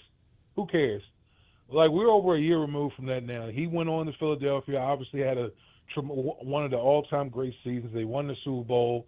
Like, what's the point of even rehashing any of that now? Everyone knows it was a bad decision at the time. Okay, so we're now over a year removed from that. So the Philadelphia Eagles are in their situation. The Giants have moved on and got their own situation going on. I know, me personally, I don't care. I don't care about any of that. Yeah, it's just silly. It's petty at this point. He won. He got the Super Bowl. That's the it. Giants are a mess. Just move on. It's over. I don't know why he hangs on to that. You mentioned Bill Belichick. What's your read on what's going on with him? Yeah, guys. Listen, I just think that I think it's time. I think it's time for Bill and North Carolina to go their separate ways. When you watch them, they're not even competitive, guys. They're not even competitive out there. I mean, they got this big turnover on roster. You have, allegedly there's turmoil with as far as the players and, people in the program, and it's just like at some point, is it even worth it? Is it even worth it to have Bill Belichick as your head coach at this point if you're UNC right now? Because you're talking about more things outside of the game than the actual product on the field. Yeah, it's not. So I just think that it's just, I think it's just time to move for everyone to move on. Do you think, for him coaching wise, like this has tarnished any chance of him coaching again in the NFL? I think coaching in the NFL is over. Over. Yeah. I mean, because who like, first of all, it's not like he made a bunch of friends in the NFL. That's number one. Yeah. So who's there to advocate for Bill Belichick in the National Football League right now?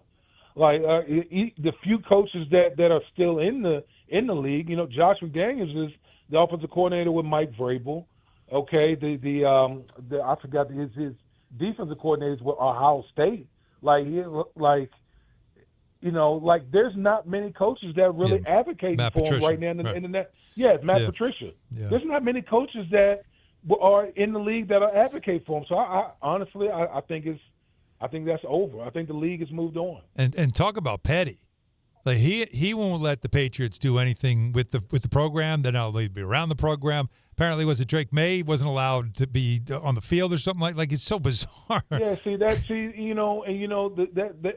petty is the right word, but also you're hurting the kids. You're hurting the young men in the program as well. I agree. Not having scouts from the Patriots organization, not having them you're literally hurting your own players. So, it's just unfortunate that it's gotten to this point. I'm talking to Damian Woody, his weekly spot here on Don, Hahn, and Rosenberg. Jets are in London. They left on Monday. The way things have gone now, 0-5, no turnovers.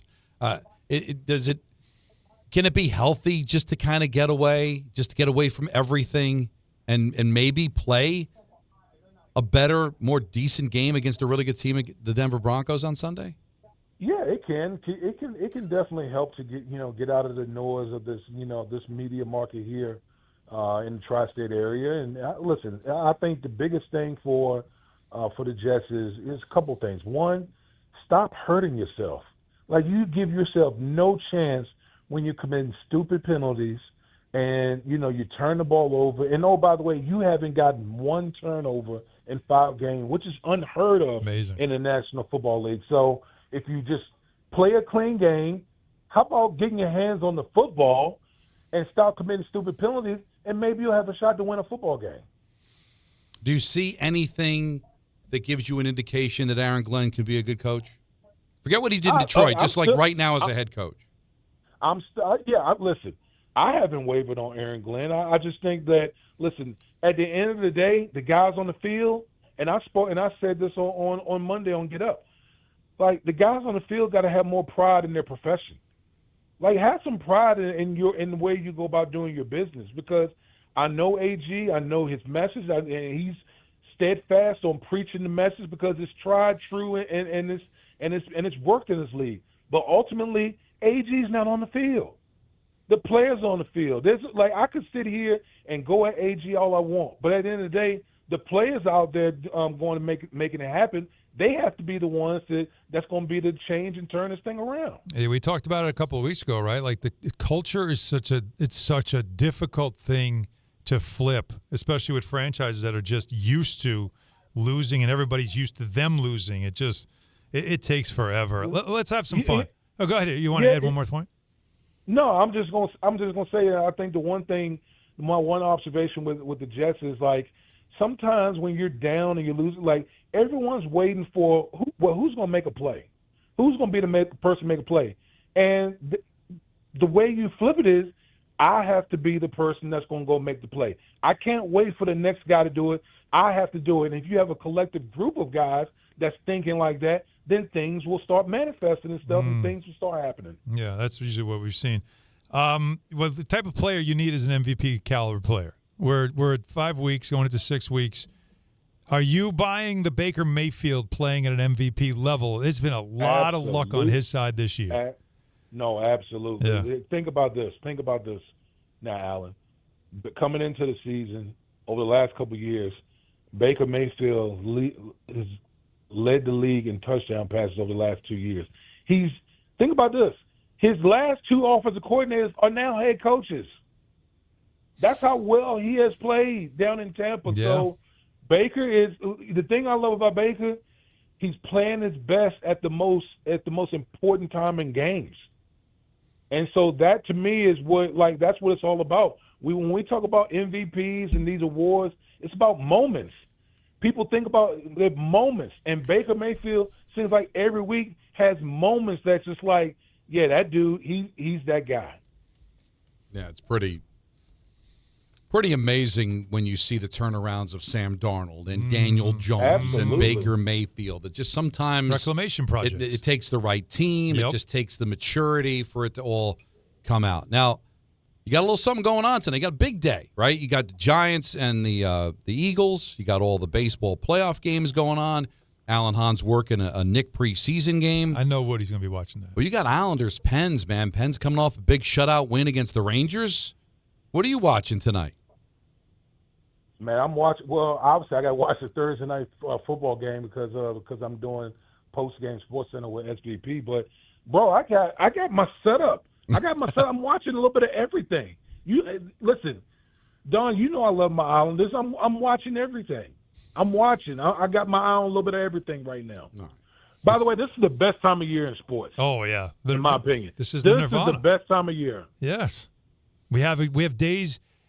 Today we have, because of preseason, we have all 4 going tonight. Right. Now, it doesn't count as a sports equinox. No, it's not the equinox yet. It's just preseason. But we do have all 4 tonight. That's pretty cool. When you consider that which is tremendous. And, oh, by the way, I'm loving the fact that the Yankees are now with my Red Sox. You know what? It's unnecessary. Hey, by the way. These are family members that you have in your house that are Yankee fans you're talking about. Hang on. Laker fan. Did you hear about LeBron and the sciatica injury? Like if nothing screams old man like, oh, my sciatica's acting up. Hey, listen. You're going too far now. Okay. You're going too far. No need to assault me with that Lakers slander right there. No, we love you, D Wood. We'll talk to you next week. All right, take it easy, guys. All right, that's Damian Woody. He's the best. His weekly spot at 5:30 every Thursday on Don, Hahn, and Rosenberg. Now, Jordan Ronan was on DiPietro and Rothenberg and getting ready for this game against Philadelphia tonight. Again, Slayton out. Neighbors done for the year. Jordan, who's Dart going to throw the ball to? What we're going to see is a lot of 2 tight ends like we saw the other day. I mean, that's what the Giants have healthy right now. I mean, Daniel Bellinger was their leading receiver in this last game. Theo Johnson caught a pair of touchdowns. We're going to see the Giants run a lot of 2 tight end sets and 3 tight end sets, and they ran it 42% of the time the other day. I think it might be over 50 in this game. And they're very short on wide receivers right now. So Jalen Hyatt played some, didn't even notice he was in the game. Right? He just runs deep, and occasionally we'll just chuck the ball up to him, even if the guys are back there. That's when he gets the ball. It's wild, but yeah, I think we're going to see a lot of 2 tight ends and a little bit of mix of Jalen Hyatt, little Jordan Humphrey, Bo Collins alongside Wan'Dale Robinson. And Dart loves Theo Johnson. Like the two of them, they're very close. Yeah, for and sure. You could tell like he finds him in the end zone, so it is something to watch. Now Tracy's questionable, so Jordan, is he going to play? Yes, he has no injury designation, so we're going to see Tyrone Tracy. I don't know in what kind of role. I think we're going to see him in sort of a split-type role with Cam Scadaboo. Maybe so Scadaboo's not taking so many hits and preserve him long-term here. I think that's probably best for everybody with the way he plays. I think it's actually a good combination because Tyrone Tracy has that more home run hitter ability where Cam Scadaboo brings that, I'm going to lower my head and run through you. Hammer. Now, this is usually the type of game where the Giants have the throwback where it says Giants on the helmet. Yeah. Is that what they're doing tonight? I don't know. Are they? Anthony? It feels like that because you know what, they don't win in prime time and they don't win with those uniforms. Going Kelly Green. But a lot of people love the Giants tonight. With getting a 7.5. Something's got to give. You feeling it tonight? Not definitely not feeling. All right. Well, you got time. Like the Giants are 0-10 on Thursdays. The only winless team. Only winless. The Eagles are 10-1. I think something's got to give. Maybe. You know the last time the Giants won on Thursday night? How far back can you go? You know what? I'll answer that when we come back. I'm going to think about it because I don't want to keep Kenny Albert waiting. He's next. Oh, yes. As he and Dave are going to debut on television tonight on MSG as the Rangers in Buffalo to take on the Sabres on ESPN New York. The Fox Nation Patriot Awards returns for a new year. Are you ready to get the show started? Join host Sean Hannity and special guests and be part of the celebration live in New York. Tickets are available now. Go to foxnation.com/Patriot Awards. Getting the right mattress helps you sleep at night. Getting the right price helps you sleep even better. At PC Richard & Son, they don't just sell you a mattress. Their experts use a 4-step fitting process to make sure your new bed fits you perfectly. The right fit, the right price, plus free delivery. It's what they do, only at PC Richard & Son. Free delivery on mattresses $199 and up. Excludes Manhattan. See stores for details. At Uline, they know going the extra mile takes hard work. For companies pushing to go further, Uline will go the distance with you. 24/7, they answer the phone to get you the shipping and industrial supplies you need. Business can move fast. Unexpected large orders, adverse weather, new safety guidelines, and changing economic trends. Uline works hard keeping 41,000 items ready to ship, minimizing detours on your way to the extra mile. Visit uline.com. This is an ad by BetterHelp. BetterHelp therapists have helped over 5 million people worldwide on their mental health journeys. That's millions of stories, millions of journeys, and behind every one is a therapist who showed up, listened, and helped someone take a step forward. Moments in therapy, like the right question, a safe space to cry, or a small win can change lives. With over 30,000 therapists, BetterHelp is the world's largest online therapy platform, having served over 5 million people globally. And it works. With an average rating of 4.9 out of 5 for a live session based on over 1.7 million client reviews. This World Mental Health Day, we're celebrating the therapists who have helped millions of people take a step forward. If you're ready to find the right therapist for you, BetterHelp can help you start that journey. Our fans get 10% off their first month at betterhelp.com/timeout. That's betterhelp.com/timeout. From the regular season to the Super Bowl, ESPN New York is your destination for football. We've got crazy fans. If the Giants somehow beat the Cowboys, I'm going to take a dump on your head. You can feel good because you're a damn football team. Expert analysis. Marcus Spears joins us now. ESPN NFL analyst Damian Woody. Mel Kiper Jr. The Hall of Famer Steve Young. He's kind of our resident general manager, Louis Riddick. We got Mike Tannenbaum right now. And all your fantasy and wagering needs. This is ESPN New York. We are football. Score or win this game day with Amazon Pickup, the MVP of package pickup. Need that new football jersey for the big matchup? With Amazon Pickup, you can collect your order from secure Amazon lockers or counters near you on your schedule. Whether you're running from work or home or straight to the tailgate, Amazon Pickup makes it easy and worry-free at no extra cost. Don't miss kickoff. Grab your gear and your packages when it works for you. Find your nearest Amazon Pickup location at amazon.com/pickupmvp. That's amazon.com/pickupmvp. Don't take slow for an answer. Not so easy when you're stuck in traffic. But mere inches from someone else's bumper, you can dream of faster things. Like Optimum Fiber, the fastest and most reliable fiber internet, starting at $40 a month. So while you can't always switch lanes for a faster route, you can switch providers for a faster connection. Optimum. Don't take slow for an answer. Call 888-4OPTIMUM or visit optimum.com/fiber today. Terms apply. See optimum.com for details.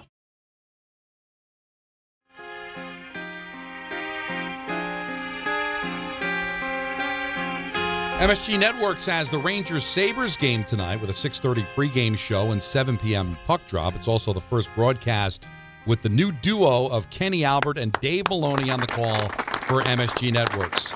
After working 20 years together here on ESPN New York, they're now together again on television. It was a great decision by MSG to promote these guys to TV. It was an honor working with them for all of those 20 years, filling in for Kenny, doing pre and post, and I'm so happy that you guys get your first broadcast tonight in Buffalo after ESPN snatched up the opener. But let ESPN take the dog 3-0 Penguin win. Kenny, you get to call the first win of the year in Buffalo. What's going on, man?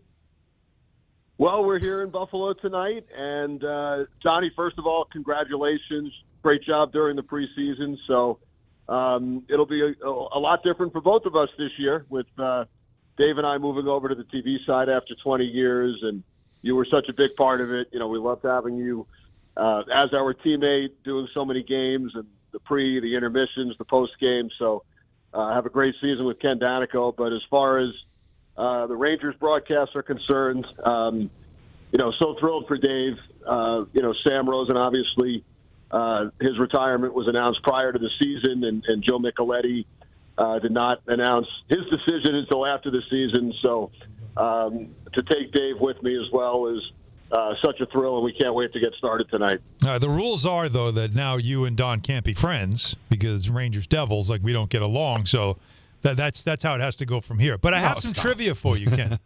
Before we went to break, I asked Don a question about tonight because you know a lot of NFL. Giants-Eagles tonight.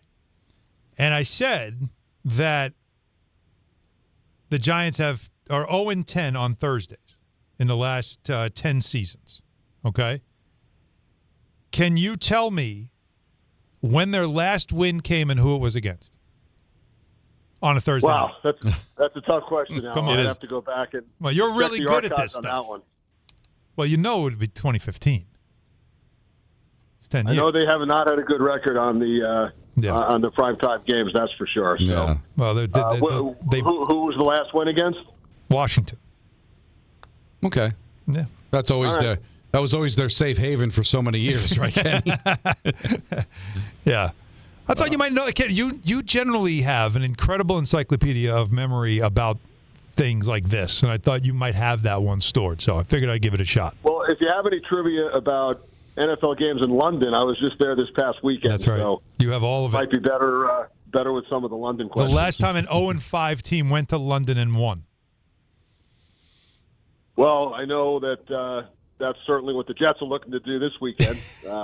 They're at Tottenham Hotspur Stadium, where I just was on Sunday. So it's been a rough start, obviously, but we had the game against Tampa Bay a few weeks ago, and just really impressed with Aaron Glenn through the years. Did a lot of the Lions games when he was the coordinator. So I think he'll get it straightened out. He was the first to say that it'll take time when he took over. Yep.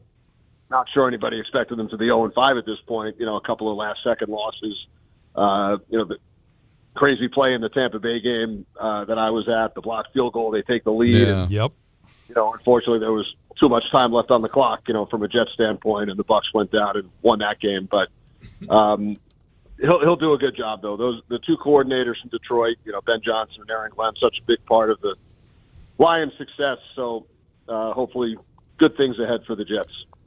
We're talking to Kenny Albert here, getting ready for the Rangers and the Sabres, and a lot of changes to the Rangers roster. What's the ceiling for them this year? Do you think they can make the playoffs, and do you think they can even maybe be a top 3 seed in the Metropolitan Division? Definitely think they can make the playoffs for sure. I mean, last year was obviously a down year, for so many players on the team coming off the year before, the President's Trophy, and reaching the conference final for the second time in 3 years. But I certainly think they can be a playoff team. And as you know, Don, once you get into the playoffs, anything can happen. So much is based on your health at the time, goaltending, the matchups, who you wind up playing. So, as you've been around Dave Maloney as much as I have over the last 20 years. And Dave always says, it's not easy to make the playoffs. Only half the teams do, 16 out of 32. And only one team is the winner at the end. But they have a great coach in Mike Sullivan, who won a couple of Stanley Cups in Pittsburgh. And I think when you still have the core of Shesterkin in goal, Fox and Gavrikov on the number one defense pairing, and then the guys on the top two lines, Panarin, Zibanejad, Trocheck, JT Miller, Lafreniere, Cooley. I mean, it's a strong roster. And, obviously it's a young fourth line. The third line, it's a mixture of new players who weren't here last year, a bunch of new defensemen, who came in trades last season. So it's one down, 81 to go. But to answer your question, Don, I definitely think they can be a playoff team. Well, it's a lot of the players you named, a lot of players still that have held over from the last year or two or more. But the coach has changed again, and it's Mike Sullivan. What do we expect will be different when it comes to how the Rangers look? Although opening night obviously wasn't anything anybody wanted. They couldn't score. They did struggle in that department. But overall, for the course of a season, what's something that you probably figure is going to look different about the Rangers than they did under Peter Laviolette? Well, when you look at the last two coaches in their first year, they advanced to the conference final. So I guess if that trend continues, that would be a good thing. Gerard Gallant and then Peter Laviolette, conference final in year one. It's a bit of a different defensive style under Sullivan's zone as opposed to man-to-man, so that's something that might look different. He certainly demands a lot out of his players. He was here in the organization before as an assistant coach with John Tortorella, and he's brought in a terrific staff. You look at the assistant coaches, David Quinn, who comes back, who was the head coach with the Rangers, and Joe Sacco, who's been a longtime coach in the league, head coach in both Colorado and Boston, longtime assistant in Boston, and a young up-and-coming coach, Ty Hennis. So it's a terrific staff. Mike Sullivan, like I said, the 2 Stanley Cups. He'll be coaching the U.S. Olympic team this February in Milan. So highly respected around the league, and excited from a Ranger standpoint that he's now the guy running the bench, running the show.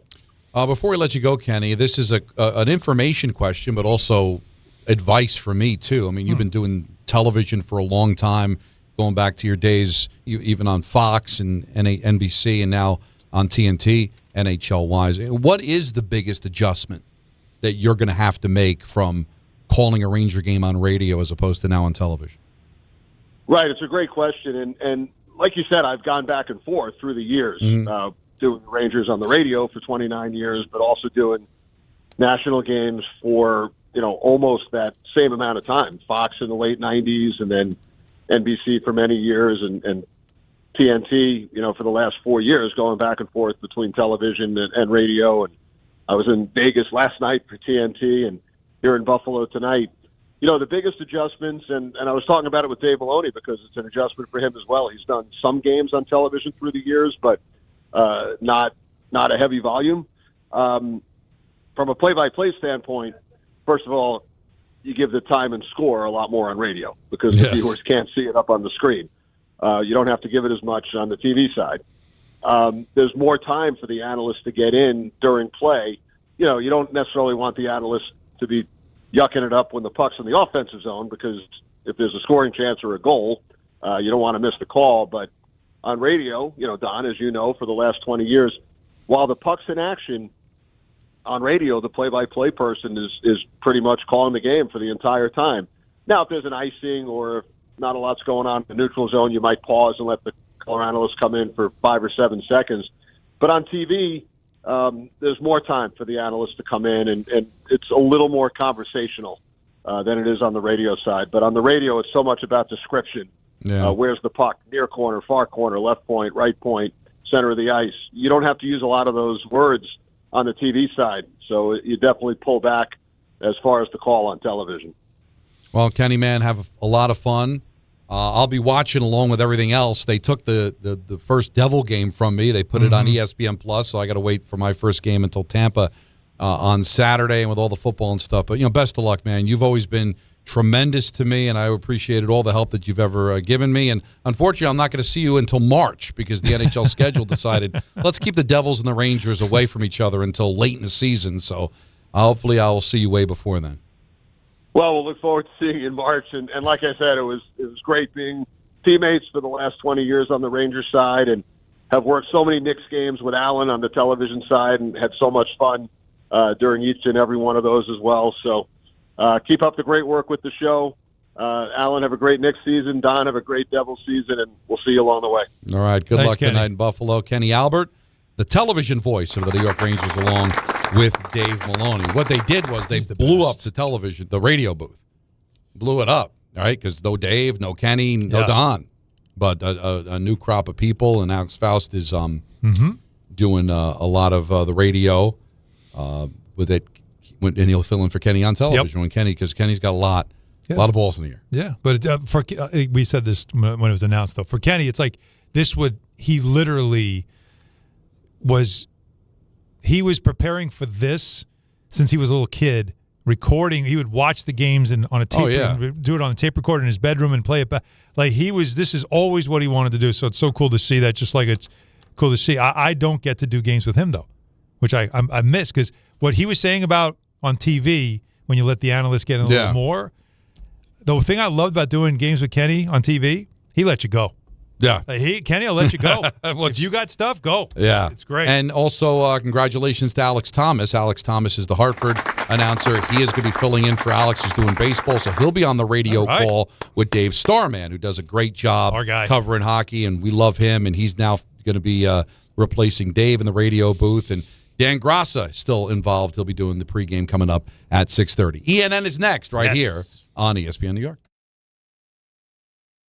But you know what, though? Before we get to ENN and everything else, everybody, I do want to tell you about my friends at Bath Fitter. I've told you about the bath that we updated in our house. It's now the bathroom everybody wants to use. The shower especially. This was an old tub. This was like this from the 90s bathroom. Disgusting. Nobody ever wanted to go in it. And we had the tub. They ripped the tub out. They do this, by the way. It's not just for you covering up your tub. You can have them rip out your tub and put in a shower, a gorgeous, full shower, glass doors, all the amenities, everything. It's beautiful. My sister liked it so much, guess what? She's having one done at her house as we speak right now. Bath Fitter's there doing a bath reno for her. And all you have to do is just talk to Bath Fitter. They bring a consultant. They take you through the whole process. They get a free in-home consultation. You could pick out style, color, all the specifics and accessories to update the bath. Customize it any way you want it. And Bath Fitter offers all types of custom bath renovations. They have the unique PermaFit solution. So you get a watertight fit. Not like some cheesy bubbles that pop up after a couple of months. No. For years, this thing is looking gorgeous and clean and perfect.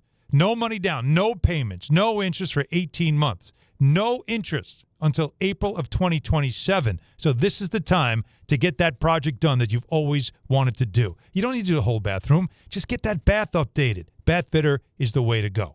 Bath Fitter is the permanent solution, the leader in bathroom renovation. It's done in one day, durable and easy to clean, no demolition, lower cost than replacing the whole thing. Lifetime guarantee. That's right, lifetime guarantee. You can trust the Bath Fitter team like we did. So start designing your bath today at bathfitter.com because there's only one Bath Fitter.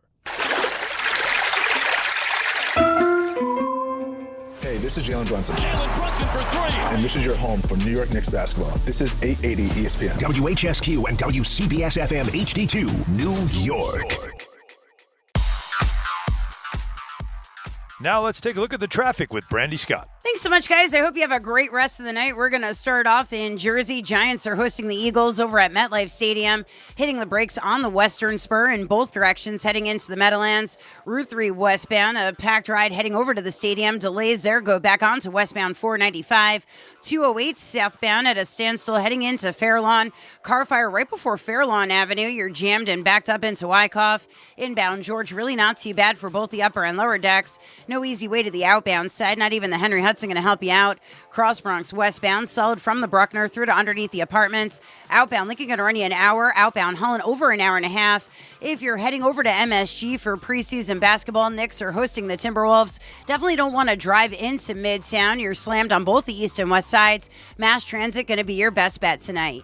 I'm Brandy Scott on 880 ESPN New York. Every 40 seconds, a child is reported missing. That's 2,000 children every single day. It's a heart-wrenching reality that we can no longer ignore. Find the Children is a nonprofit organization dedicated to helping find missing kids. You can be a part of their mission by donating your unwanted vehicle, running or not. Call 1-800-294-0222. We guarantee that you will receive the maximum tax deduction. We provide fast, free pickup with 24-hour response. Call 1-800-294-0222. Find the Children provides crucial resources to help find missing children and educational materials to teach kids how to recognize and avoid predators. Our recovery programs have a proven track record of reuniting kids with their families. It's time to act. Donate your unwanted or unused car. Help us build a world where every child is safe. Pick up the phone and call 1-800-294-0222. Together, we can bring these kids home safely. This advertisement was paid for in partnership with Cars R Us and Find the Children. This is an ENN Special Report. Now reporting. The very handsome Jewish man, Peter Rosenberg. We should talk some sports. Do what you want. It's ENN. Peter Rosenberg. 6:03 in the big city. Don, Hahn, and Rosenberg with you till the bottom of the hour. At that time, we're passing along to Dan Grassa and the Rangers pregame, Rangers and Sabres in Buffalo. So for as long as we have you for the rest of the week, it's Anthony Pusick with ENN. Always good. That's my name. How we doing, everybody? Great. Oh, thank you, Griff. I appreciate that. You know, that reminds me, actually. I forgot yesterday because we had so much fun. It was very exciting. I forgot to give good evenings. Wow. We didn't do good evenings yesterday. So really, what Ian happened? and What do you Ian think didn't have. we jumped. Gross incompetence. We jumped right into something, didn't we? We did. We jumped had, into a lot. Immediate conversation. We had a lot going on. Yeah. So let's start by saying good evening to Don. You're going to trade Saquon Barkley? You're not trading Saquon Barkley. Ron Scorsese on Saquon Barkley. Don. Well, there's a pee-wee. Why wouldn't there be a wee-wee? Callie via Alan Hahn. The Jets are just sad. I should have recorded her saying it. So a clean day for Allen, as you're saying. Oh, no. The Millennium Falcon. Millennium Falcon. This piece of garbage, right? How dare you? Don. These stormtroopers, they're all analytic regular season guys. That was a great line. And Don again. Luke Skywalker was a postseason player. He was a dog.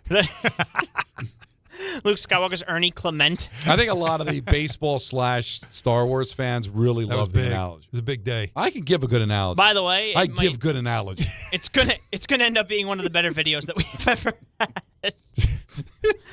But it really is funny when you think about it. The Death Star is the Yankees. It is. And the stupid photon phaser that blows the whole thing up is like the Blue Jays and the Rays every year. I sort of get why they use the warning Death Star about to explode thing, because something big is about to happen, but you want your pitcher to you don't want it to implode. You want him to succeed. And then you got Luke using Darth Vader's breathing. The breathing. He's got that going on. Yeah, the Yankees are a strange thing because if I remember correctly, didn't Garrett Cole not like it? Oh, he hates right. it. So you give the guy $36 million a year, right? And he says he doesn't like it, and you still use it? Now, the question is, and I don't remember this to be entirely true, did they stop using it for Cole? I thought they did, but then they... And the reason that we would say, how come we didn't hear it this year? How come we didn't notice it this year? Well, because he wasn't pitching. Not there. See, if George were here, not only would he get rid of the whole Death Star thing, he would fire the guy that came up with the idea. I did notice this year, and Alan, I don't know if you noticed this, there is sound or music after every pitch. Constant. Every pitch. Yeah, they've become the NBA. We got a lot going on. It's the NBA now. We got to let it breathe a little bit. No, you're not allowed to talk to anybody. Professional sports now, when you go live, Nobody no matter asked what me, it is. but that's what I would do. No, if you notice this, if you go with a friend, the old days, you would stop at your play. What do? We talk. Mm-hmm. You can't talk. No. It's too freaking loud. Everything now. Moving on. It was like clap your hands. I just clapped my hands. You had me clap my hands last. And you get it in Tampa, right? You get it in like hockey. Yes. There's certain arenas I understand. Places they got the that they're begging cheerleaders you and to everything cheer, else. right? But not Yankee Stadium. In New York, really? You need to be told what to do. The song where they go, everybody clap your hands. Yeah. Do I need to be told when to clap my hands? I'll tell you when it's time to cheer. I'll let you know when it's time to chant. They do stop it after when it was 12-3 in some games. Is it time to stop I don't think singing? anybody needs to clap anymore. Some news out of Los Angeles, guys. LeBron James will be out for 3 to 4 weeks due to sciatica on his right side. Oh, my sciatica. He's 40, as we all know. He's missed the first 2 preseason games, yet to participate in a full practice because what Lakers coach J.J. Redick described as nerve irritation in his glute, which is what sciatica is. Sciatica. When they say he has a sciatica, we all have sciatica. We do. We all have the nerve. It's just when it's inflamed. But when Boone says he has an elbow, well, hopefully he's got 2. But yes, this one's a problem. But if I'm LeBron, I'm like, don't call it that. Yeah, call it a hip. But whenever contusion. the glute's involved, it's. But don't say sciatica. What do you say? 75-year-old men have. My sciatica's acting up. You don't want. We got to get him to call Dr. Sciatica. It's burning the ass out of me. We got to call Dr. Jay Shah. Get him right. Maybe he does. Got to get him to Samwell. Listen, if they're smart, they would do that. Yeah. Fly him out there, first class. Just get him right to Shaw. There's a office in Englewood now, right? Sir Bergen County. You try to figure out which of the ones is the closest to L.A. Like this one. Which one in Jersey is the closest, or at least closest to Newark? Yeah. Can we get the one closest to Newark Right, Airport? the closest to Newark. There we go. Anyway, something else came out today, Alan. The annual NBA.com survey. Yes. All 30. I know. The GMs. I know, Don.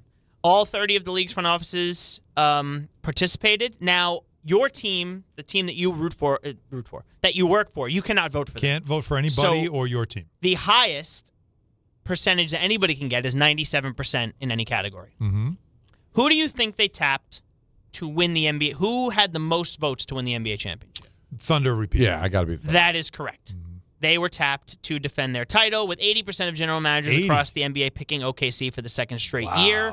Remember, we haven't had a repeat champion in a decade. Can you name the other teams that got votes? There are 1, 2, 3, 4. So who did the Thunder vote for? Also receiving right. Denver? Denver did get a couple of votes. Probably going to get some Denver. You're probably going to get some Cavs. The Cavs also got a couple of votes. You're going to get Knicks. They got 1 vote. 1 vote? And there's only one other team with 1 vote. Rockets. Yes. Okay. That's you guys. I mean, really. I don't even know what I'm doing here. This is unbelievable. Because the Knicks are a heavy favorite to get to the final. Oh, yeah. Once you apparently get the Cavs are, too, if they got multiple votes. So we've got some interesting stuff out of the East then. So we've talked about who's going to win it all. Who's going to win the East? Well, I'm going to, based on your answer, I'm going to go with Cavs are the favorite. Okay, so Cleveland and New York were both unanimously selected to finish in the top 3 spots in the East. Okay. So they got 97%, and the Knicks didn't vote for themselves, and Cleveland didn't vote for themselves. Okay. The Cavs got 63% of the votes for first place, 27% for second, 7% for third. Huh. The Knicks got 30, 57, and 13. So who's the other team? So the Cavs are the favorite. In the article that I read, it didn't mention who the third Well, team. you just gave me the first place votes. Yes, but Don said who's the third team. Because they said who's the third? I didn't know. Is it Detroit? My guess is Orlando. Ooh. That's a sexy pick. That is interesting.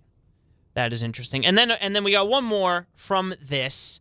Who did the GMs pick to be the MVP? Shea. SGA. No. Then Jokic. That's correct. Yeah. 67% of the votes went to Nikola Jokic. Yeah. Every year he's Aaron Judge. Yeah. Every year he'll be there.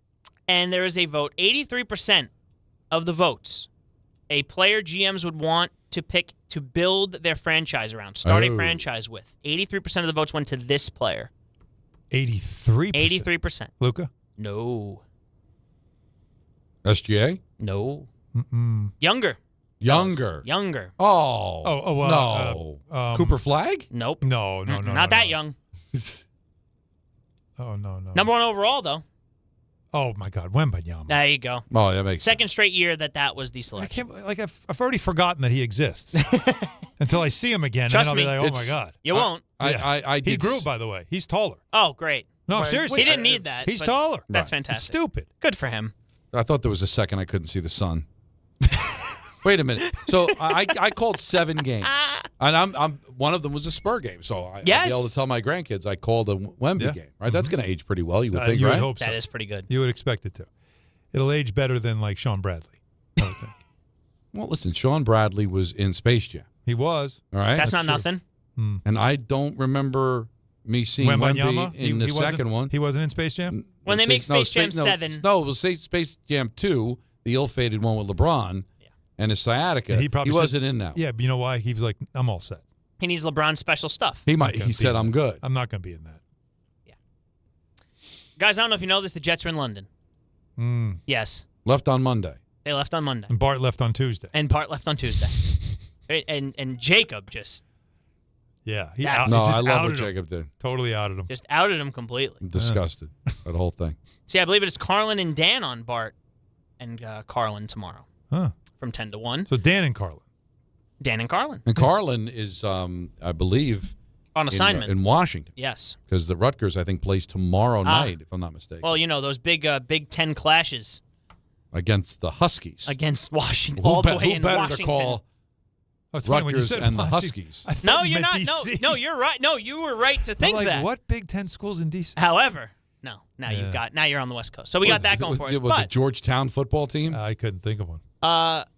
On a version of that show with Bart, you would have heard from Garrett Wilson once upon a time. Alan remembers that very well. Sure. Mm-hmm. Let's hear from him now. How are you handling being 0-5? I think I'm handling it, as well as you can. It's obviously a tough thing to put so much into something and then not have a win to show for it at this point, right? That when you really break it down, all of a sudden it gets even it's a tough thought, when you think about the time and the hours and just the relationships that you have that we're not able to win together up to this point. But, the reality of it is we still got a lot in front of us and, a lot to prove. And in the stance of, this coaching staff didn't know me when they came in. This coaching staff, these fans, even to this day, like I got a lot to prove, and every week it's an opportunity. And I think thoughts like that are just keeping me good, man. I'm thankful for the opportunity to just go out and compete every week, and as long as that season still got some time at the end, I'm all right, man. I feel like I've said this to y'all before, but those hard times, it's not for nothing. I truly believe that, and thoughts like that are keeping me good, man. Focused on this goal at hand, and we're gonna keep chopping. You can see why. This kid has lost a lot of football when he got to the NFL, and it sucks. But would you what would you say would be the best way to answer that? How are you handling 0-5? To say, I think I'm handling it well. I would. Wouldn't you rather say, I'm not handling it well at all? I hate it.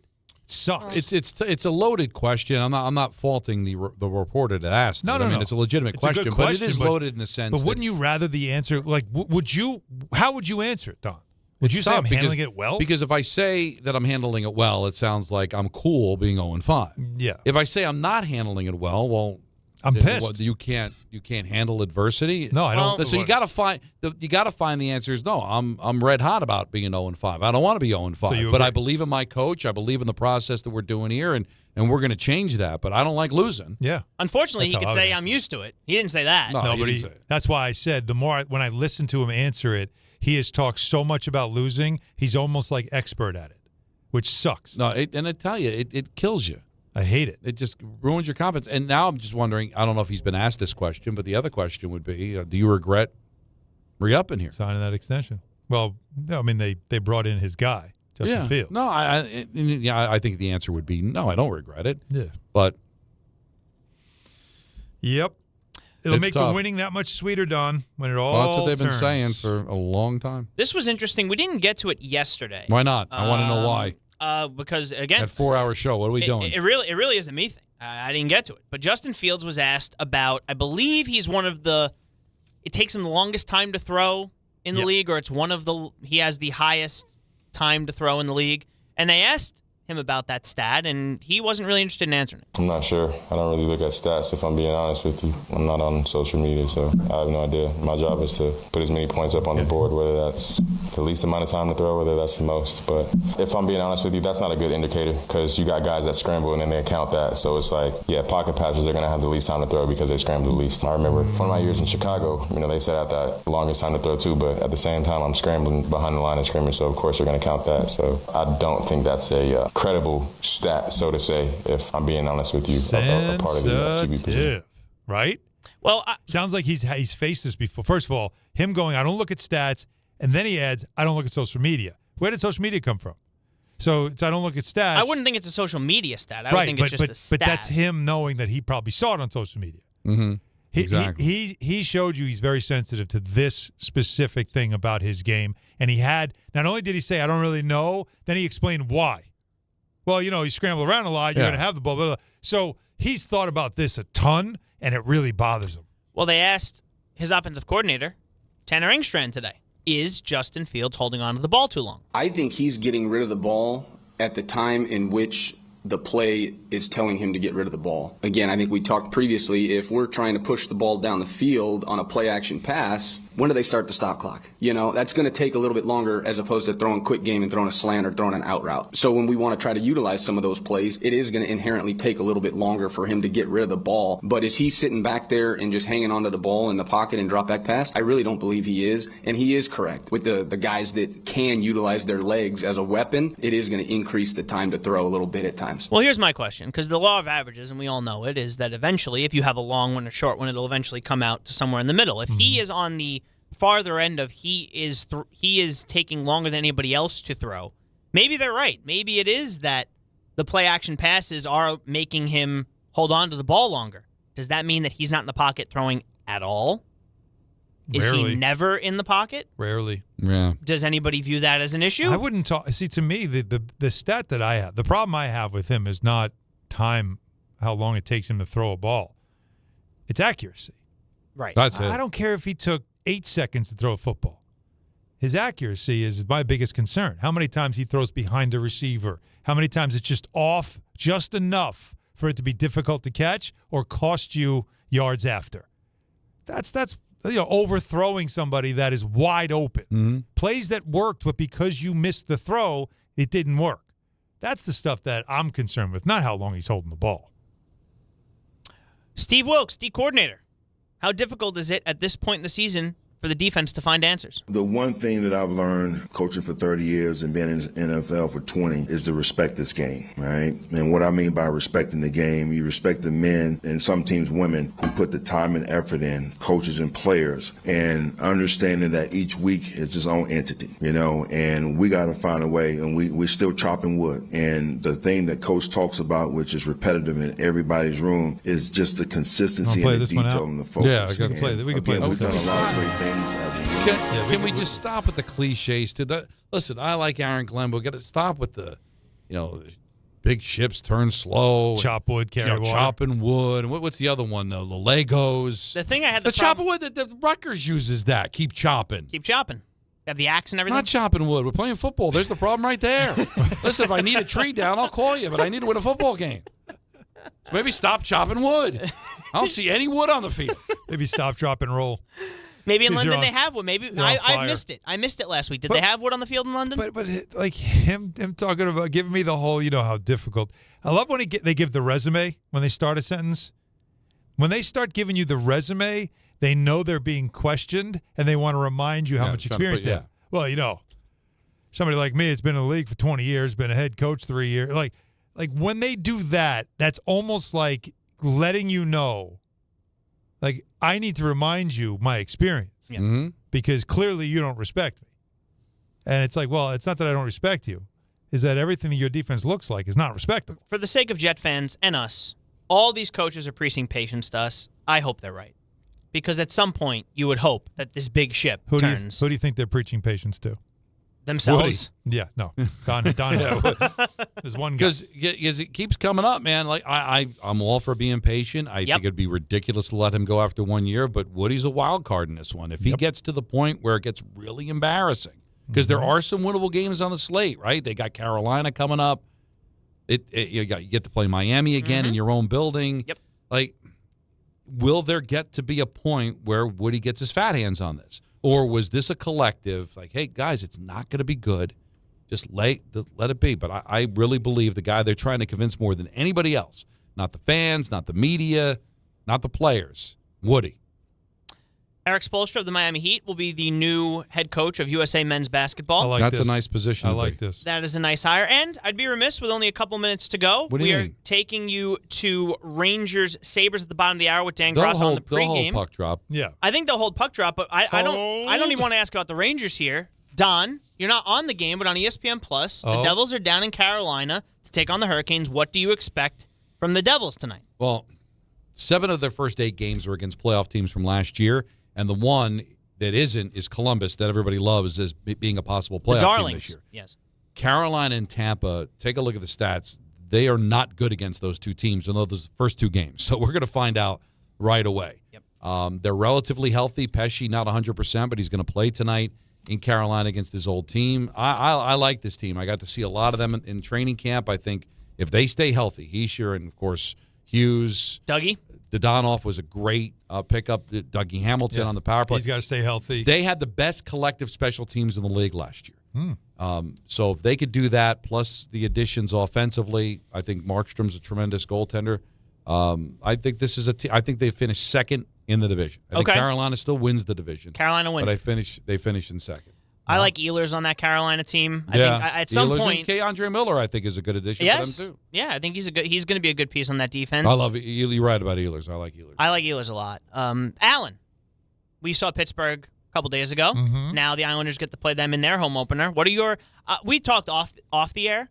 What are your expectations for the Islanders? Not just for this game, but overall this season. Schaefer made the team. We didn't know if that was going to happen. Should see him dressed tonight, which will be great. Just gonna get and everybody that has seen him play and has seen him behind the scenes, they all talk about.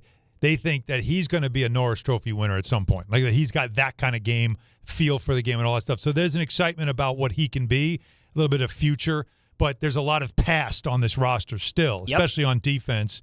And I just don't know what to expect. I don't have high expectations because it is the same group that kind of has been underachieving for the last 2 years. So are you saying playoff is a possibility, or are you not? It'll be like the last 2 years. Just like they'll probably knock on the door, and it all depends on do they go through a doldrums, a slump? Do they have injuries that just hurt them throughout the middle of the season? They were an awful third-period team the last year especially.